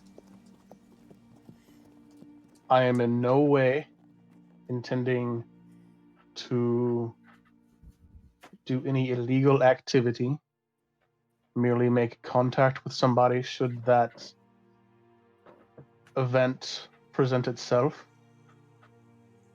strictly because I am looking for some less than savory information, as well as trying to find someone that I care about. Yeah, he just nods very gently. He's like, "Well, UFO wasn't trying to catch you in the act or anything. She was just trying to watch you, see what you would do. We are aware of your desires for connection, but we're not trying to make you look like a criminal. So, if there's anything else, I have to get back to the monastery. Actually, that presents a good opportunity. I was wanting to talk to you a little bit about some stuff, and was also wanting to see if you could maybe help me get in to the monastery to do some research of my own on a few things. Well, if you prove yourself tomorrow, when I task you with something, which, by the way, you should bring your friends to that. I've heard that you have those too. Yes, I was getting ready to ask about that. What is this job and what does it entail? Well, if I told you now, then there would be no point in me bringing you all here tomorrow, would there? I guess not. Bring them here tomorrow and I'll explain everything. Okay. But for now, enjoy the rest of your day. I have one more quick favor to ask, if you would be so kind as to indulge me. Yeah, he starts packing up his things and starts walking, but beckons you to walk with him. Do you have any contacts at the Archivist Echelon? I have a few. Do you think there would be anyone willing to teach me in the ways of some magics? He seems to sort of pause for a second, half frown. He's like, I could see to something like that, but if you're looking to join the Echelon, then you'll be working full-time there. You won't have much time for us, so might be best to pick which one you'd like. It's not so much that I'm wanting to work there, so much as it is I've heard that they are very good teachers when it comes to magic. I'm not looking for another job. I'm looking for a teacher. Well, you're going to struggle to find private tutoring, but I'll see what I can do for you. That's Might all be I can. pricey.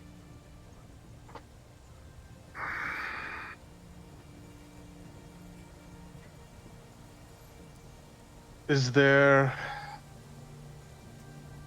some way that I would be able to find some that wouldn't be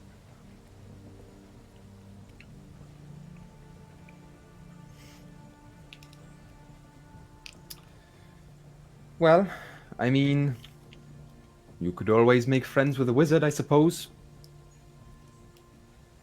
Apart from that, not many will teach you for free.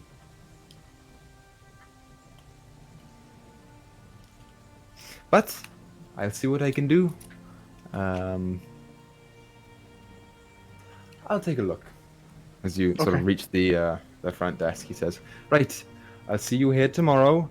Let's make it 11 in the morning.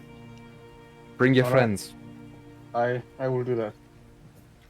As he picks up his books and stuff and begins walking out. After Great, so he leaves, I want to see if I can. Oh wait, no, never mind. I already asked that. Never mind. Nope, I'm good. Yep, so do you want to do anything else while you're here?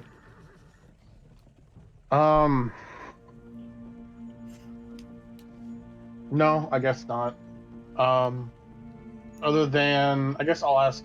I do want to see if I can find Pasho again and see if they can direct me to where one of the temples would be, like the closest temple.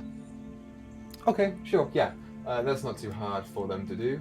So the closest temple to you is the Protector's Temple. That's in the 8th segment, so it's maybe like 20 minutes away, walking. Okay. Yeah, I'll head that way then. Great, awesome. Cool, so, the three of you, what y'all doing? Going for a park? Yep. Where's Isabel again? You, Isabella's in the echelon, just sort of watching Asmin do work. Okay. I was just wondering. So yeah, one of you make an investigation check for me. Whoever's leading this. I suppose that would be me. Investigation. It's not terrible. Oh shit! I rolled a 5, so altogether. 5 altogether. Okay. Yeah, it takes you a Yeah. long time to find a park. You keep on looking around and be like, okay, I think it's this way. And you get there and it's Okay, another I know block where of that's one building. at. I already scouted one out though. Hold on. Where did you say it was? Outer ring was where they were, I believe. Yeah, there are a couple in the outer ring. Because I know I did this a couple sessions ago. I don't know. It's I think in you did begin looking for a park, I think. I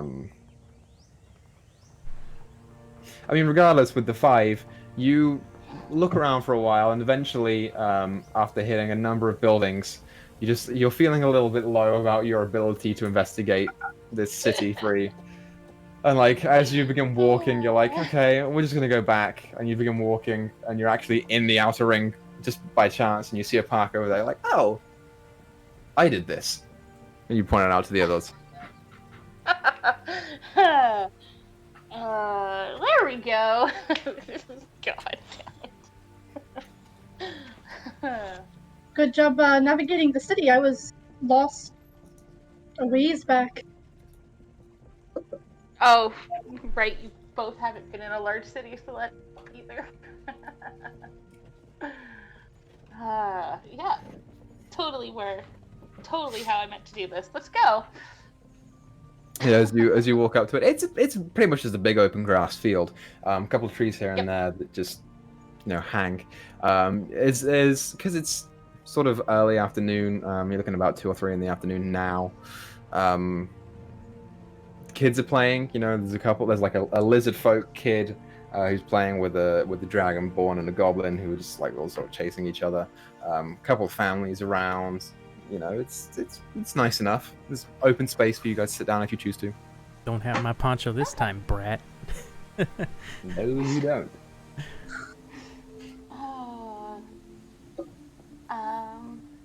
Yeah, just find an open-ish spot. Okay, easy enough to do. Yeah, you just find a nice open spot that no one's really too close to and sit down. Anything you want to do while you're here? Yes.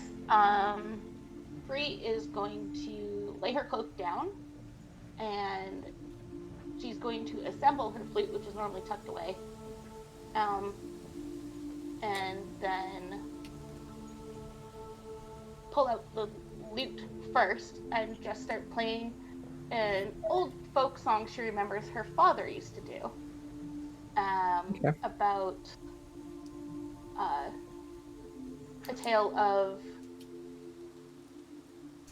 when, like, I'm really bad at this. I had a whole thing planned. I'm just panicking now. Tale of when the world started and how wanderers reached out to Sawneen to paint the sky to lead them back home. Okay. Sure. You begin playing with your lute, a familiar, just sort of nice folk song that you remember. While this is happening, make a performance check. The other two, what are you doing? I want to try and follow along, with the... Like, I've never heard the song before, obviously, but I want to try and follow along and add, like, a slight banjo to it. Okay, sure. So make your performance check, Wade. What are you doing, Thyra? I rolled a natural 20. Ooh! Wow, look at you. I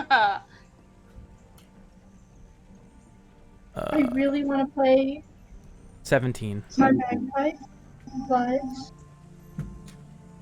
I think I'm just gonna do like a tribal dance to the music because I know the bagpipes are not gonna go with what she's playing. Sure. Roll a performance check for me, Thyra.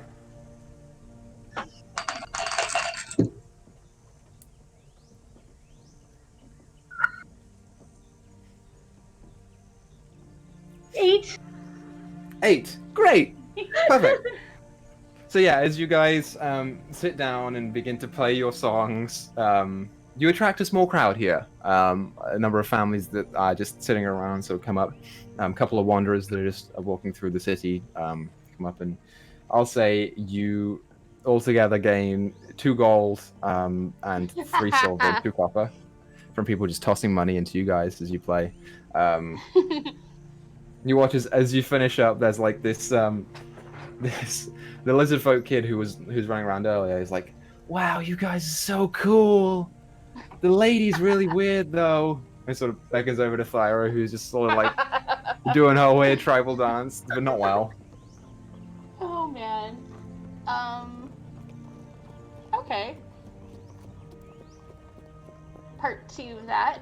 If Thyra is still dancing, Free, since I rolled a natural 20, and I feel like that means to put her in a good mood, will switch to the flute and start dancing with her while playing. And her flute is magical, and 15 feet around her, little musical notes along with the music start to dance about. That'll help. So yeah, you start to perform another song, and you're really starting to gain a captive audience here. And I'll say you gain another 4 gold from that. From that next song, the 3 of you. Just trying to have fun. My limbs Yeah. just get in the way. I'm all arms and legs. It's adorable. Yeah, it's weird to see Thyra, who is this big, like, strong, muscular figure, like, almost go loosey-goosey and lithe with her arms and legs as she, like, dances around. Very twirly dance. It's not quite what you expected. I love it. So yeah, as you guys finish up, there is a nice little round of applause, and the crowd starts to disperse. What do you guys want to do now? This has been the musical stylings of Free and the Goats. Thank you. Thank you. Oh boy. We're sticking with the goat theme, huh, Wade? Absolutely. If it ain't broke, don't fix it. Fair enough. We made a few gold. Do you want to grab some food or something? Always. Yeah, I'm down. Alright, Always want some food. go find a Sure. place and spend our money. Yeah, you aren't the most knowledgeable in City Free, neither are you, Thyra. So it takes a little bit of time for you guys to find a suitable restaurant. But I'll say it's not too much trouble. You sit down in a fairly nice place, the 3 of you. Order some food. It's nice. It's not quite so busy right now because it's maybe like 4:35 by the time you get there. So you're okay. Okay. Perfect time to plan Gator Heist. Oh boy. So I'm thinking I go in invisible like, and either Free or Thyra. Maybe Free goes in there, causes a distraction. Let's see. But first we gotta scout out where it is.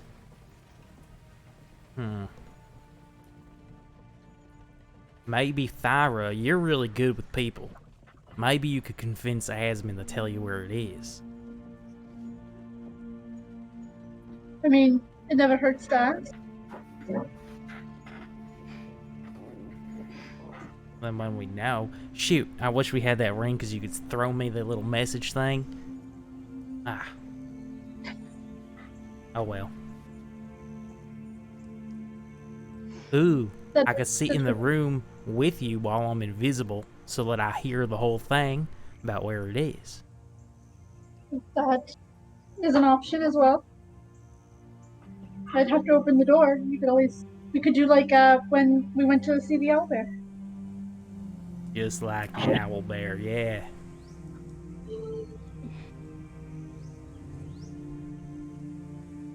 Oh boy.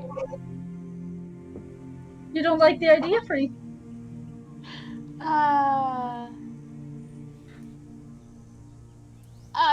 I understand causing other people trouble is fun, but if she starts worrying, it also becomes a distraction against your research. Yeah. You're right. How long will we let her spend searching for it instead of that? If Yeah. is it worth it?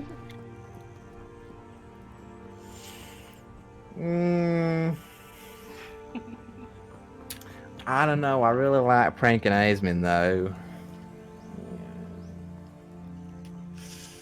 You know what we could do? Is we could go back to her apartment before she gets there. And set up the door in just a way where there's a bucket of water.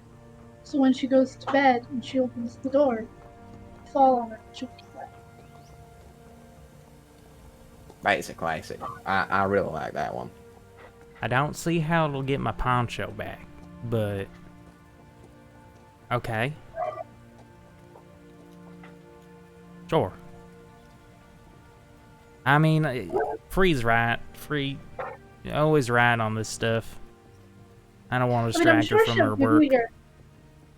I'm sure she'll give you your poncho back eventually. You better.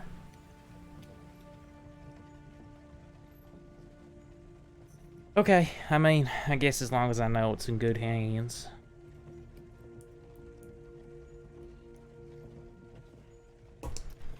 Great. So, you guys finish up your meal. Where are you going next? We never discussed if we were going to head back there, back to the house. Ooh. Kind of want to head back to the house. Okay, well, Go back to the house. Okay, I will meet you guys back there. I'm just gonna go make sure they're given picnic extra food. Hmm. I'll meet you guys back at the apartment. Alright. Great. So, you guys need to head back to the apartment. Farah, what are you doing in this time? I'm gonna go to the stables and tack up picnic and go out searching for the place we discussed. It can just be a roll if I find it. I only want to spend until dark. Okay. Let me look at my messages here. Remind me of the place that we discussed.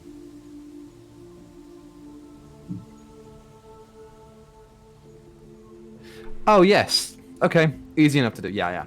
So, make an investigation check for me.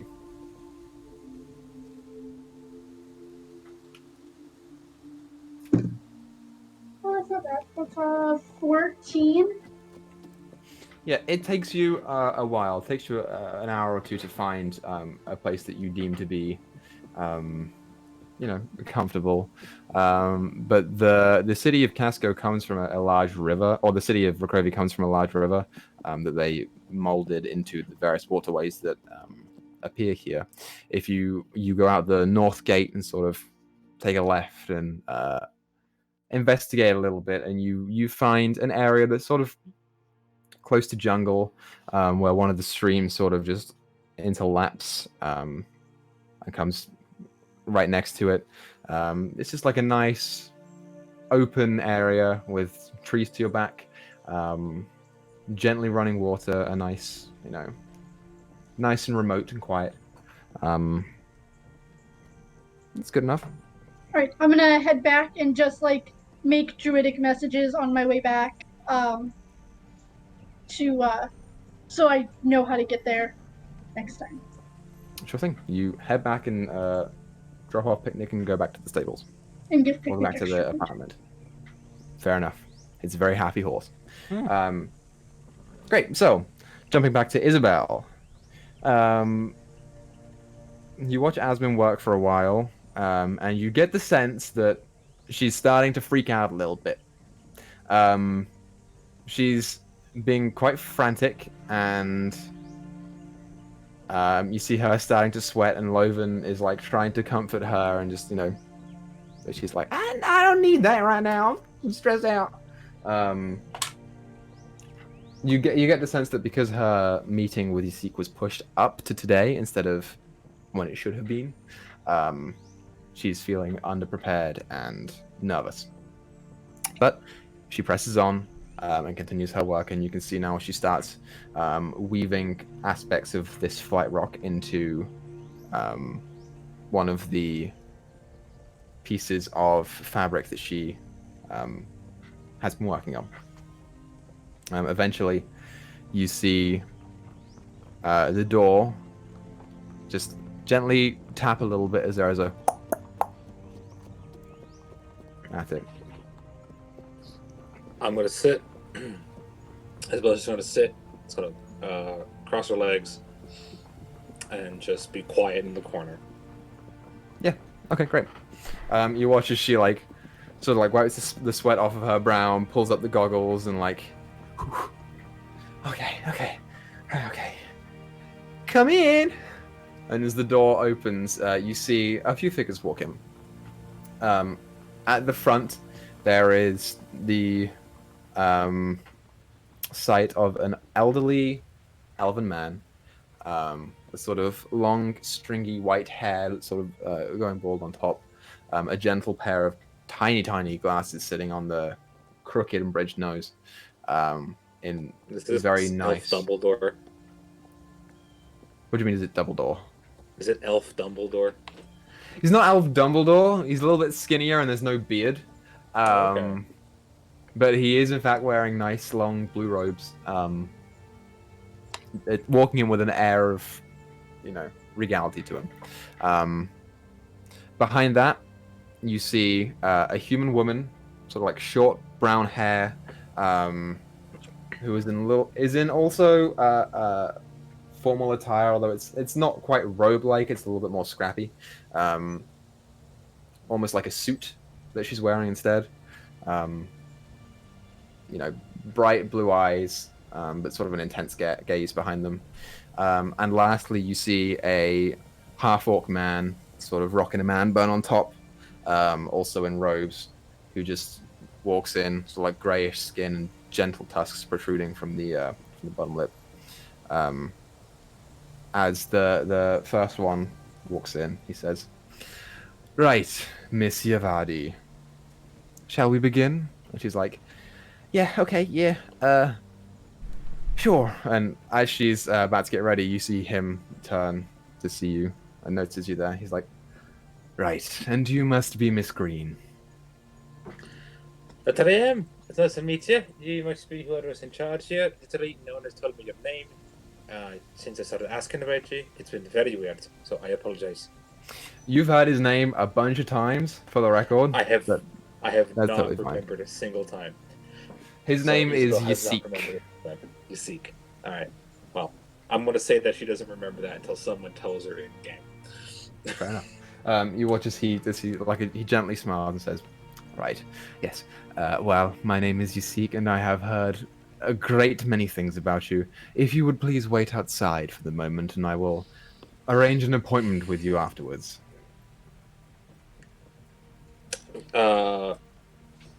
She's going to stand up. She's going to walk kind of a little way past him. She's going to stop right beside him. And in Elven, she's going to say, Chaos is very excited to meet you. And she's going to leave. Yeah, as you do so, the woman behind him raises an eyebrow and sort of looks up to him. He gently smiles and just waits for you to leave. I leave. Yep, the door closes behind you, and there is... You wait for about 30 minutes while the presentation occurs. At this point, it's getting later. It's maybe 4 or 5 in the afternoon now, from you waiting around. There is a variety of noise that comes from here. There's the 3 people who walked in don't seem to be reacting too much. But there's a lot of Asmon talking that you can't quite make out. Just like... at one point there is like a small explosion and you see a little bit of smoke come out. You see her go... Arr!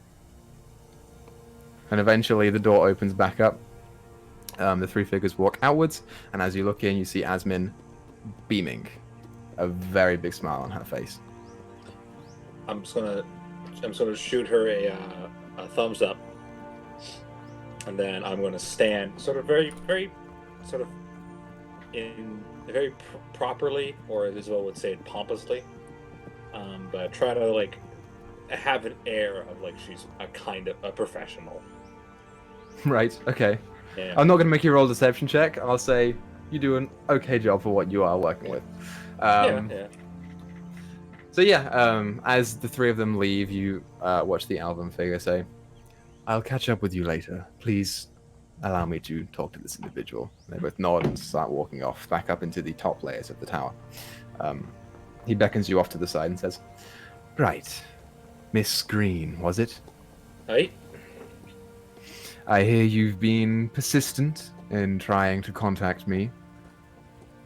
I've heard a great many things about your particular predicament, and although I am very interested, I am also very busy." Then shall I show you something that would make you probably empty your schedule for the next little while to hear me out? I don't believe there's any need. I would actually like to arrange an appointment with you. Oh, wait, sure, what was that? You give me 5 minutes in a private room with you, away from people. Don't worry, I'm not trying to attack you. I'm not that stupid. I can make you change your mind. Make a persuasion check. Okay. 17. 17? Yeah, he sort of thinks for a moment. 5 minutes I can fit in. As he starts leading you back up into the area that you were before, which leads up to his office. Yeah. As you get to the outside and the two guards are standing there, he sort of beckons to them and says, "Please wait here for just a moment," and disappears behind the door. You're left waiting there for a couple minutes. Oh, As you go and try and follow, the guards step in the way and don't let you through. Alright, I'm going to step back. Again, pretending to be a responsible adult. Yep, fair enough. He's gone for maybe 5 minutes before he opens the door back again and says, "Right, come in." I walk in. Yeah, it's like a small staircase upwards. It's like maybe 4 or 5 steps into the center of this chamber. You see a cylindrical room which is filled to the brim with books. It's almost like the entire walls of this whole chamber are just filled with bookshelves. There are a number of, random items strewn about, and in the center there is a desk with a chair behind it, which he goes and sits behind. He beckons to a chair nearby for you to sit down as well. He says, "Right, please, if you'd like to tell me about what it is that you are here for." I'm not going to tell you anything. I'm just going to show you. And I'm going to grab the chair, move it, stand sort of in front of him, and then I'm going to let chaos overtake me. Okay, great, yeah. As you stand there, you feel the parasite come out of all the pores in your body, out of the mouth, nose, eyes, and ear. As it, forms outwards and you physically, get bigger in stature and look down, the tongue, lashes out, and you see, you feel chaos, staring down into the man, who just sits there and gently smiles. That is very impressive. Greetings, little elf. Well, hello to you too. What do I call you? I am chaos. A pleasure. So, I gather you've come to show me this. What are you looking for? The one I inhabit is looking for my creator. Right. Well, do you have any idea where to start? No. Nor do I care. I see. Well, the echelon does not work for free. If you would like me to commence research into such a task, that will be a considerable fee, but it is doable. Chaos is going to get closer and like wrap the claws around the edge of the desk and like dig the nails in. Gets very, very close and goes, "We have talents. We could do things for you." Yeah, you watch as the face doesn't really change, but like the eyebrow just sort of like lifts a little bit. She's like, right, and what would that be? We have a variety of abilities. You need things collected. You need people disappeared. We can do this. I will consider your bargain, shall we say, and get back to you, but at the moment I'm afraid we are out of time. I trust you are staying with Miss Yavadi. Yes. Then I shall send word with her if I need your services. And you watch as he sort of stands up and goes to get the door. Sort of impressed, but not really. Access to the libraries. I'm sure she does. But unfortunately, the echelon does not work for free. As he holds open the door, and you see one of the guys like poke his eye through, like frown and look straight back at the wall.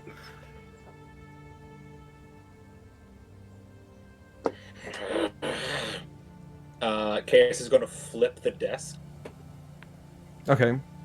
As you go and flip the desk, make a athletics check for me. Sure. I think plus. That is a 19. 19. What's your passive perception? Not great. It's 11. 11. Okay, yeah. You go and flip the desk, and it goes maybe like 5 feet off the ground and starts tumbling down. The drawers and the cupboards start opening up, and a number of papers and other smaller magical artifacts fall out along the way. He sort of is watching it and then says, "Right, well, that's pleasant. Please, if you will." He sort of beckons back to the door. Again, kind of the weird loping that Chaos does in all fours will begin to leave before Isabel's like, "Nope," and tries to take control.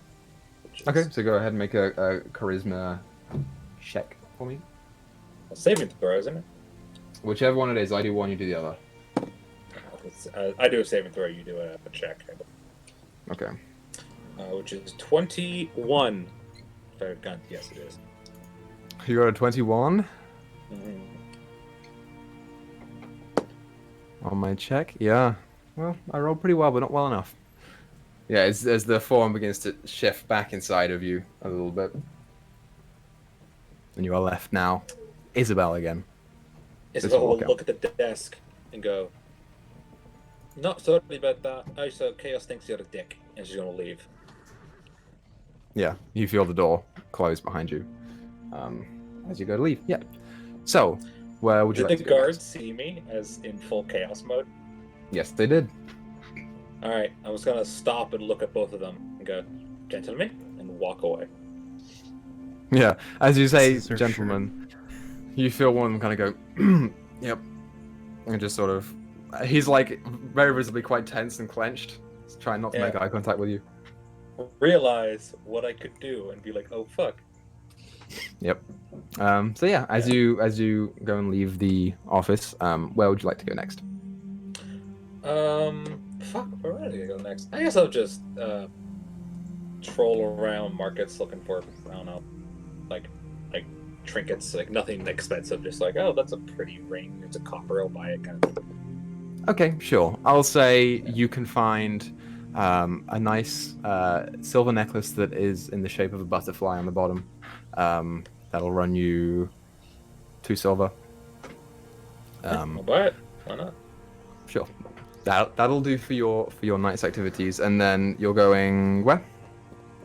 Then I'll just head back to Asmon's house. Great. So you head back to Asmon's house. Alakian, after you were done with Master Geth, where did you go again? Remind me.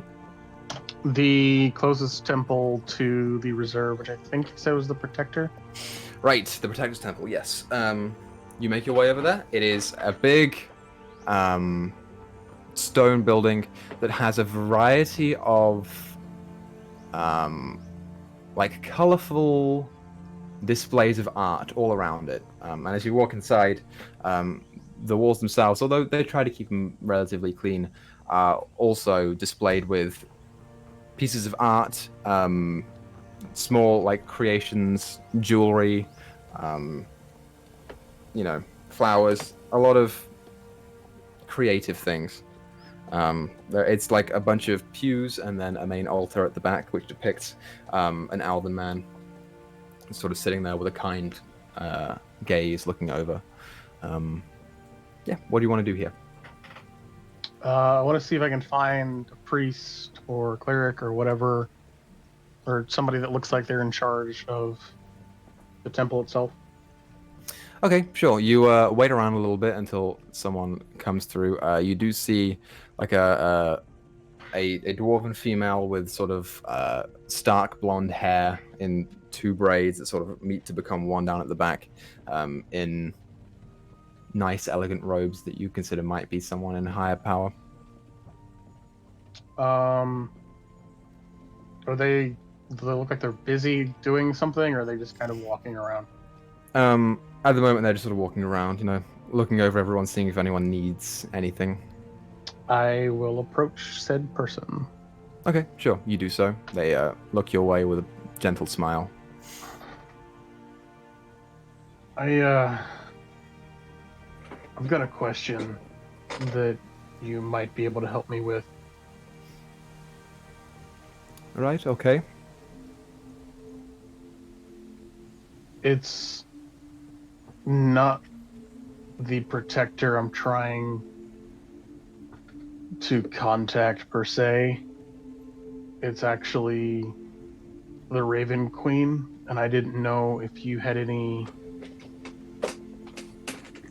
tips on trying to do that, or somebody that could help walk me through trying to commune or contact that goddess. Sure, yeah, you see the gentle smile sort of rest there, and she reaches up her hand and sort of touches your elbow and starts leading you down towards the main pews. She's like, right, well, if you would like to contact the god, any prayer will do. They're always listening from what I hear. Unfortunately, this is not the temple of the Raven Queen, but the Protector will hear your prayers if you answer and perhaps pass on a message. I think there is a temple in a nearby town somewhere, though, if you would like to try there. And she's sort of leading you up to the main altar that's down there. Like in front of everybody type of thing? Yeah. I mean, there's not anyone like super duper glaring at you, but people are, they notice you.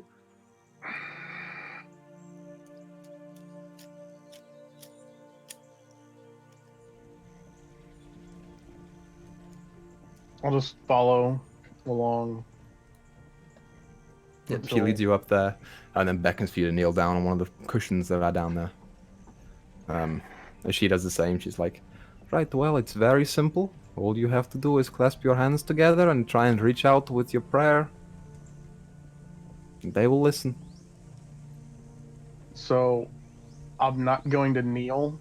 I'm going to sit in kind of like a meditative stance. Right. Pull She doesn't out stop you. pull out the feather that I have Hmm. and just kind of sit there and focus on it, and then try and reach out. Okay, yep. You try and reach out. Um, yeah. You feel your reach try and extend. Okay. Nothing seems to come back at the moment. Okay. That's kind of what I expected, but still wanted to try. Fair enough. I'll put the feather back in my bag. I'll stand up and walk out. Sure. Where do you go next? I guess back to Asmon's house. Okay, so the group is all meeting up back at Asmon's house. So, Free and Wade get there first, shortly after Isabel comes in. So if there's anything that I want to do with any specific people, you let me know as I make people come in.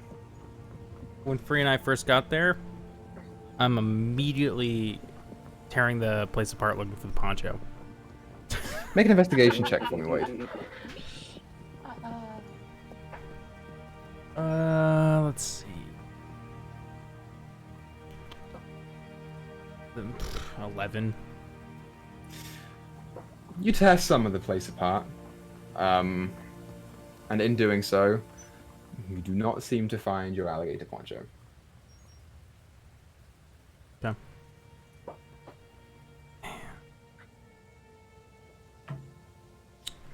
I assume the rest probably show up by the end of that search. The rest of you start to trickle in, and eventually you are all sitting in Asmon's living room.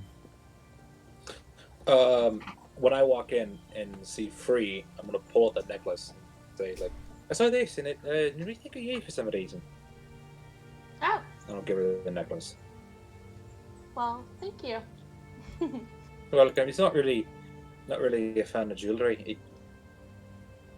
It makes chaos get weird indigestion sometimes. It's weird. It's true. He knows he's Perhaps not you supposed to shouldn't eat the it. jewelry? Yeah.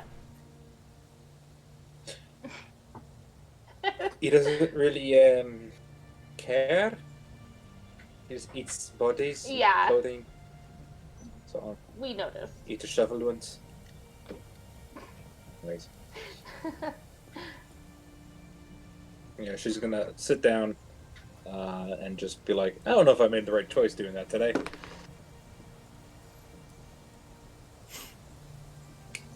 Fair enough. Free's in a particularly good mood and just.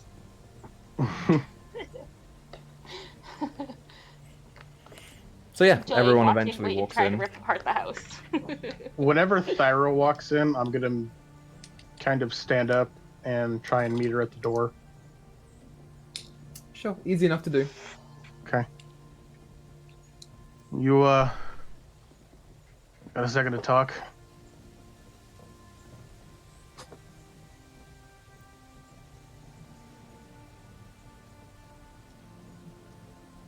You're muted, Dyto, by the way. You're muted, Dyto.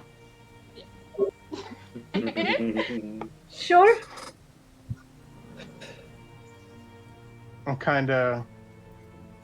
I'll just kind of gently nudge her and I'll walk outside. And just kind of walk around the side of the building. Okay. Easy enough to do. The Lakin leads you into a back alley.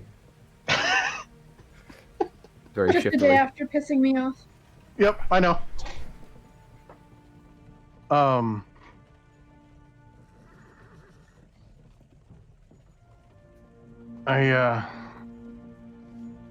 I know what you're trying to do with Free last night, and I Work. appreciate it. However, the Moon Maiden is not the goddess that I was looking for, and I'm gonna reach into my bag and pull out the raven's feather. Make a religion check, Thyra.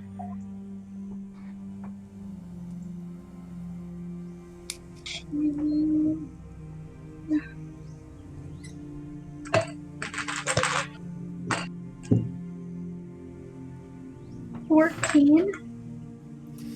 You know who he's talking about? You don't know much about her.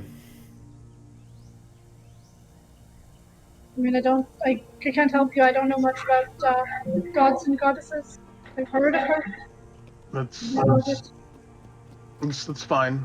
I wasn't expecting you to. I just wanted to let you know that your effort wasn't for nothing.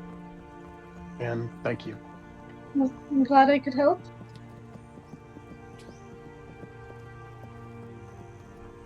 I'm gonna walk away because I'm still kind of mad at him, unless he stops me. No, I don't stop you. Yeah, so what do you guys do for the rest of the day? Sit around pissed off. About what time is it right now, Equa?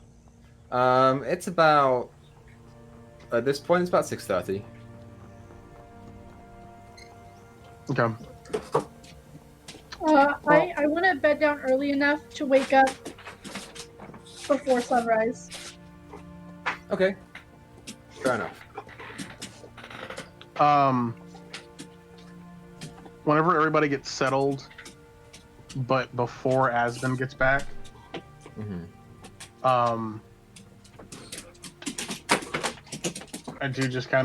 do want to mention the time and place for when we're supposed to meet tomorrow, which I think you said was 11 at the Convex Reserve?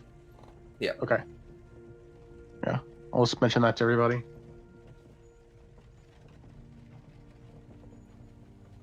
All right. I don't know any details just yet. Are you getting paid for this, or is it just a pro bono work? As far as I know, we're getting paid. Fuck it, I'm in. I need some gold to buy these fucking glasses. Yep. I could use some gold myself. Although, thanks to Ira earlier.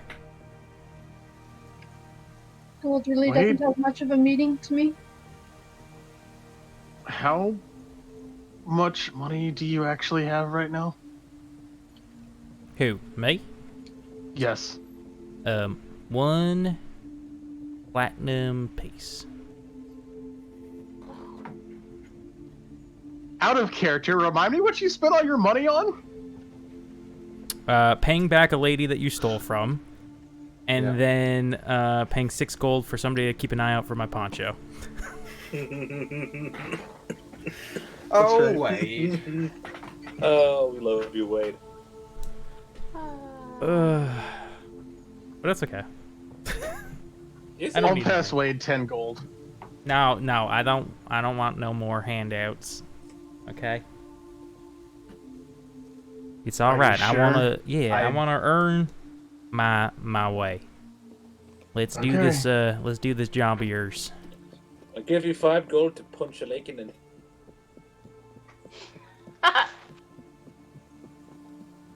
I'm not gonna do that. You hear Kev say in the back of your head, like, I think you should do that. I really think you should do that. Not because I don't like Lakin, but just because I think it'd be funny. Nah, I don't want to start a fight. You want fire instead? Oh, wait, I can't hear that. Never mind. I can't hear him. I forgot about that. Fuck. No. No. Not a fight I want to start. With monotone voice in the back of your head, because like, yeah, I wouldn't want to either. Fair enough. I'll give 5 gold to whoever wins an arm wrestle between the two of you. Ooh, between who? You and Alekian. Oh God. All right, I'm down. An alternative to getting punched in the face. Yeah, punching in the face, not very nice. Just for my entertainment, right? An arm wrestle could be just as entertaining. Okay, are we gonna do? Seen a Lakey get punched. Isabel, I'll let you punch me if you give me 5 gold. Emoris, I'll think about it. Just punch him in the middle to distract him. She wouldn't do that. Okay, let's do this thing. All right. What are you rolling, Equa? Sure. All So athletics or both of strength? you- This would just be a straight strength roll. Okay. Straight up.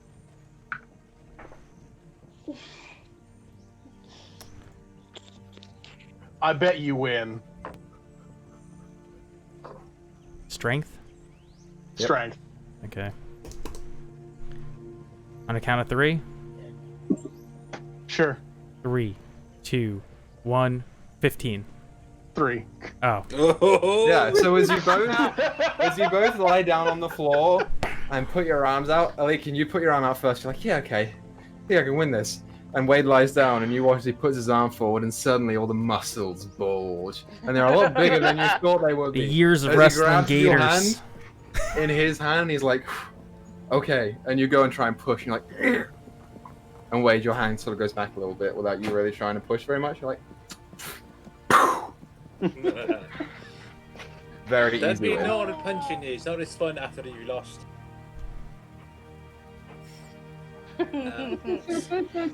So wait, Yes. pretty strong, eh? Oh, yeah? You know it? She's gonna sit down in front of him. Oh yes, I want to see this too. Oh, God. Bring it, Wade.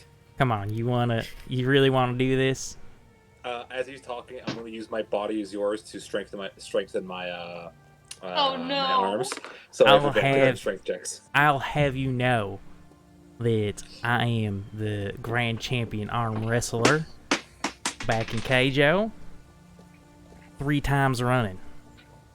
Yeah, Thyra, you watch as Isabel sits down, and physically the clothing on her arms seems to start to grow bigger as something physical takes place there. Both you roll strength checks. Can I insight to see if I can tell she's buffing herself? Or perception or something? Would Wade think that she's trying to buff herself? Sure, you can roll inside if you want. So I would think the same thing. 18. Shit, what'd you get, Izzy? For wait, is it the insight check? That was or my the strength insight. check? Oh, okay. Okay. Yeah, you get the sense that something is amiss. She's confident for what she's trying to do. I'm preparing to subtle cast shocking grasp. Is it shocking grasp, Shocking Okay. and give Oh myself my the advantage. God. Just fucking. So yeah, both Alright. of you roll strength checks for me. This is gonna be good. Ooh. I rolled a natural 1 and an 18. Fuck you. I rolled a 19. So, All right. What's is the that strength? so? 18 plus I have a- 1. It's 18 1. plus 4, so it's Ah. 22 altogether. I rolled a natural. Okay. Sure, yeah. So it's tense for a moment. You guys lock arms, and there Oh, is wait. a little bit of back and forth between the two of you. So with What my about his shocking shocking grasp, grasp? what happens with that? I'm about Does to tell it, you. did it give me advantage on that roll? Should I have rolled another? No. This is what Okay. we're gonna do. Actually, yeah. Roll again for me. Yes. You know what? Both of you roll again. What? Just straight up. She already rolled with advantage. I don't think I get it. But this is just a straight roll for you, Isabel. Just a straight roll. Yeah.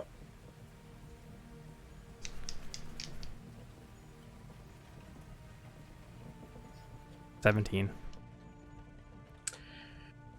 Unnatural 20. Ah, fuck. Oof, shit. Yeah, you watch as the arm wrestle gets really tense and there's like a sway back and forth and Wade starts to lose a little bit. And you watch as he's like, and you see a flare pass through the eyes with like a little bit of lightning just whoosh. And through the palm of his hand, Izzy, you feel a slight kick as you begin to start bowing backwards. As the electricity takes over all of your muscles and starts to make them begin to spasm, and you shrug it off and start pulling backwards. And Wade, the expression on your face turns to that of kind of shock as this plan didn't quite work out. And eventually, there's like it's a slow burn as she pushes your arm to the ground. Fair play. Fair play. Wow. Wow. You are something else, Izzy. Aye, good. Whew. Honestly, Wade, that lasted longer than I thought it was going to. Aye, Ah. that's it. I'm proud I've of heard you. that before. But, Aye, nothing. Okay. never mind. So does that mean does Free get the winner? Oh I gosh, think no. I think that me and Dada should go. I think me and her are the strongest here. He's better. Gonna whisper into Thyra's ear. Careful, she cheats. I cheat. It could be dangerous. Are you both arm wrestling then? I'm waiting for. I will arm wrestle Isabel. So both of you sit down, elbows to the ground, hook arms. Both of you roll strength checks. Isabel, you still got advantage. I still get advantage for 1 hour. Oh no! Oh no! Doesn't sound I good. really want to, but I'm not. What'd It's you not get, Izzy? great. 3, Oh, 2, 1. natural 20. Fucking 13. I rolled a 9 and a 6. Yeah. As you both clasp hands, Izzy, the parasite is like strengthening your arms, and you're like, yeah, okay, fucking yeah. And you begin to start pushing Thyra's arm back, and she's sort of looking at you like this really intense gaze, and you're like, what? And you look down at her arm, and on the bicep you hear. There's a bunch of veins just start showing up, and she's like, "Oh yeah," and like it's not even a contest at this point. She just slowly and like confidently just like, "Yep," boom, onto the ground. Alright. That was shorter than I expected. That was shorter than I was expecting. Fair play. Fair play. Fair play. She keeps saying that as she nurses her very injured arm. Woo! I was thinking about raging, but I can't do that. Yeah. I was just like, yeah, well, hey, fucking, she cheated and she lost. I rolled a 9 out of 6. I was like, come on. Fucking, come on, gold dice, what you doing to me? So yeah, So the what here? Who owes Wade money? Oh, I give Wade his 5 gold. Don't worry. Oh, thanks, Free. I never made a wager beyond that, so.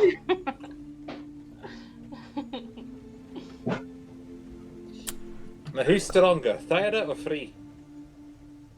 Thyra, that's for sure. Well, let's see.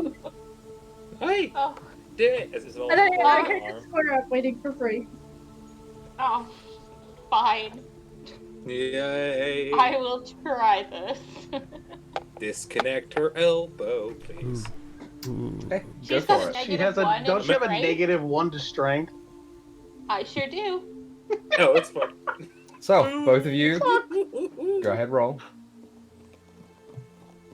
I mean, I rolled Please be- a natural please be 19, but I'm gonna let her win. You're gonna let her win. Free, what did you roll? A 2? Yeah. As you both lock hands, you grab onto her thumb and you're like, okay. And Thyra's arm just doesn't even move. She's like barely putting any effort into it. And Thyra, you watch as Free is like kind of straining as a vein pops on the temple, and you're like, oh no. Oh. As your arm just gently rests on the floor. That's an unnatural 20 for insight. I mean, you don't even need to roll insight. Even Free knows this so is not the obvious. best performance. Okay. Yeah. Oh. Well, I'm gonna put my hand on Free's shoulder and says, well done. Well done. Thank you, Thyra. Ow, that hurt. Well done, Free. Well done. Yes, I'm sure. It hurt my pride, that's for sure. It's about this time. This is getting towards the evening now. You're looking at about 8 o'clock at night going on. The sky's getting dark. Still no Asmin. Oh shit. Uh-oh. It's about this time, Wade, that by you the way, hear in the back of your I tell you head. that Espen, I think she got the promotion. By the way, Oh, she got the promotion. I think so. She was happy when the people left. I No. met with the big boss of the place. So Oh, that's awesome. I I'm good mean, to see you. Oh. she's gonna be that much closer to getting Kiv back. Shouldn't she be home by now? Yeah. It's about this time, Wade, that you hear in the back of your head a familiar southern twang, although not from Kev, as you hear a message coming into the back of your head that says, "Hey, Wade, I'm gonna be home a little bit later tonight, so make yourself at home. I'll be back later." That's it. Do I feel like I can respond to this message? If you like. Where is my gator poncho? Tell me now, or I'll kill you. You feel another one come back, just like, "I don't know where your poncho is. I'm gonna be home later, bye."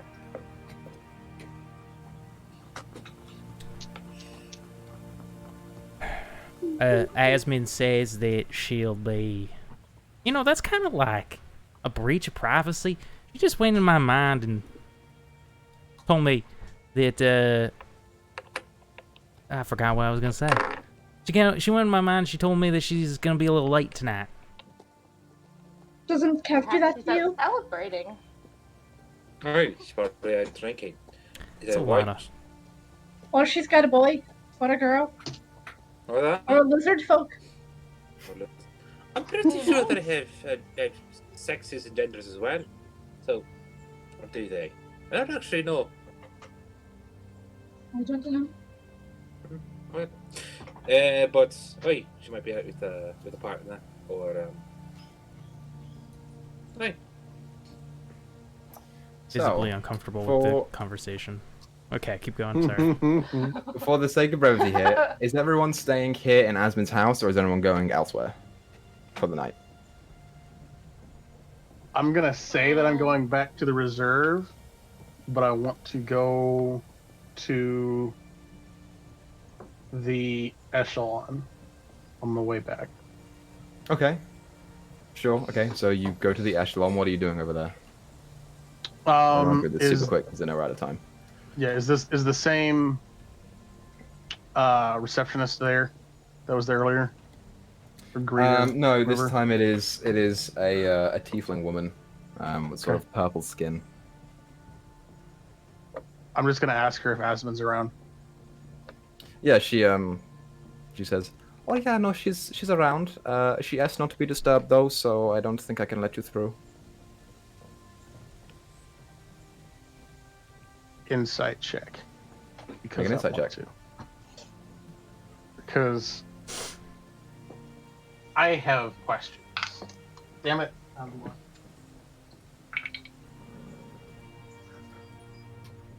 Insight, that is a 21. Yeah, she's telling the truth. Okay.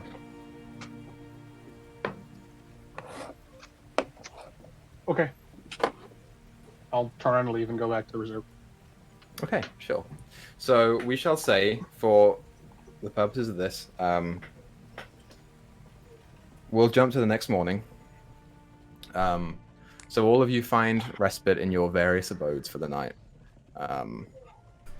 And in the wee hours of the morning, I know, Thyra, you're waking up early, and we'll get to that in the next session.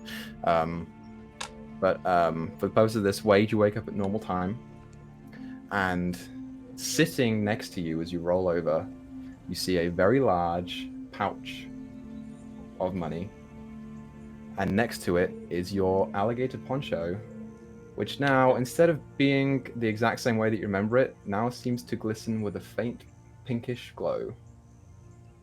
I'm going to give you your magic item of Cloak of Flight Rock after the stream. But for now, we're going to end the stream there. So thank you everyone for watching. Thank you for tuning in. It's been real. It's been fun. We'll show you what the Cloak of Fire does next time. So, if you haven't already, be sure to subscribe to the YouTube channel because that's where all of our VODs go up, and also after Emoris, which is not Twitch content exclusive. And follow the Twitter and join the Discord and whatever. I hear you, bud. And follow us on Twitter. All of us. We're all on Twitter. And yeah, follow all of us on Twitter, apart from Griz, who doesn't have Twitter anymore. But do that. And with that, we will see you next Monday. Well, no, we'll see you next Friday for This Friday for the debut of Griz's campaign, Lost Mines of Fandelver. And then also next Monday for next episode of Morris. Thank you everyone for watching. Thank you for coming out. Let's keep making stories together. Happy birthday, Darius, bro. And Happy birthday. we'll see you all later. I still have a headache from that Toodaloo. fucking voice.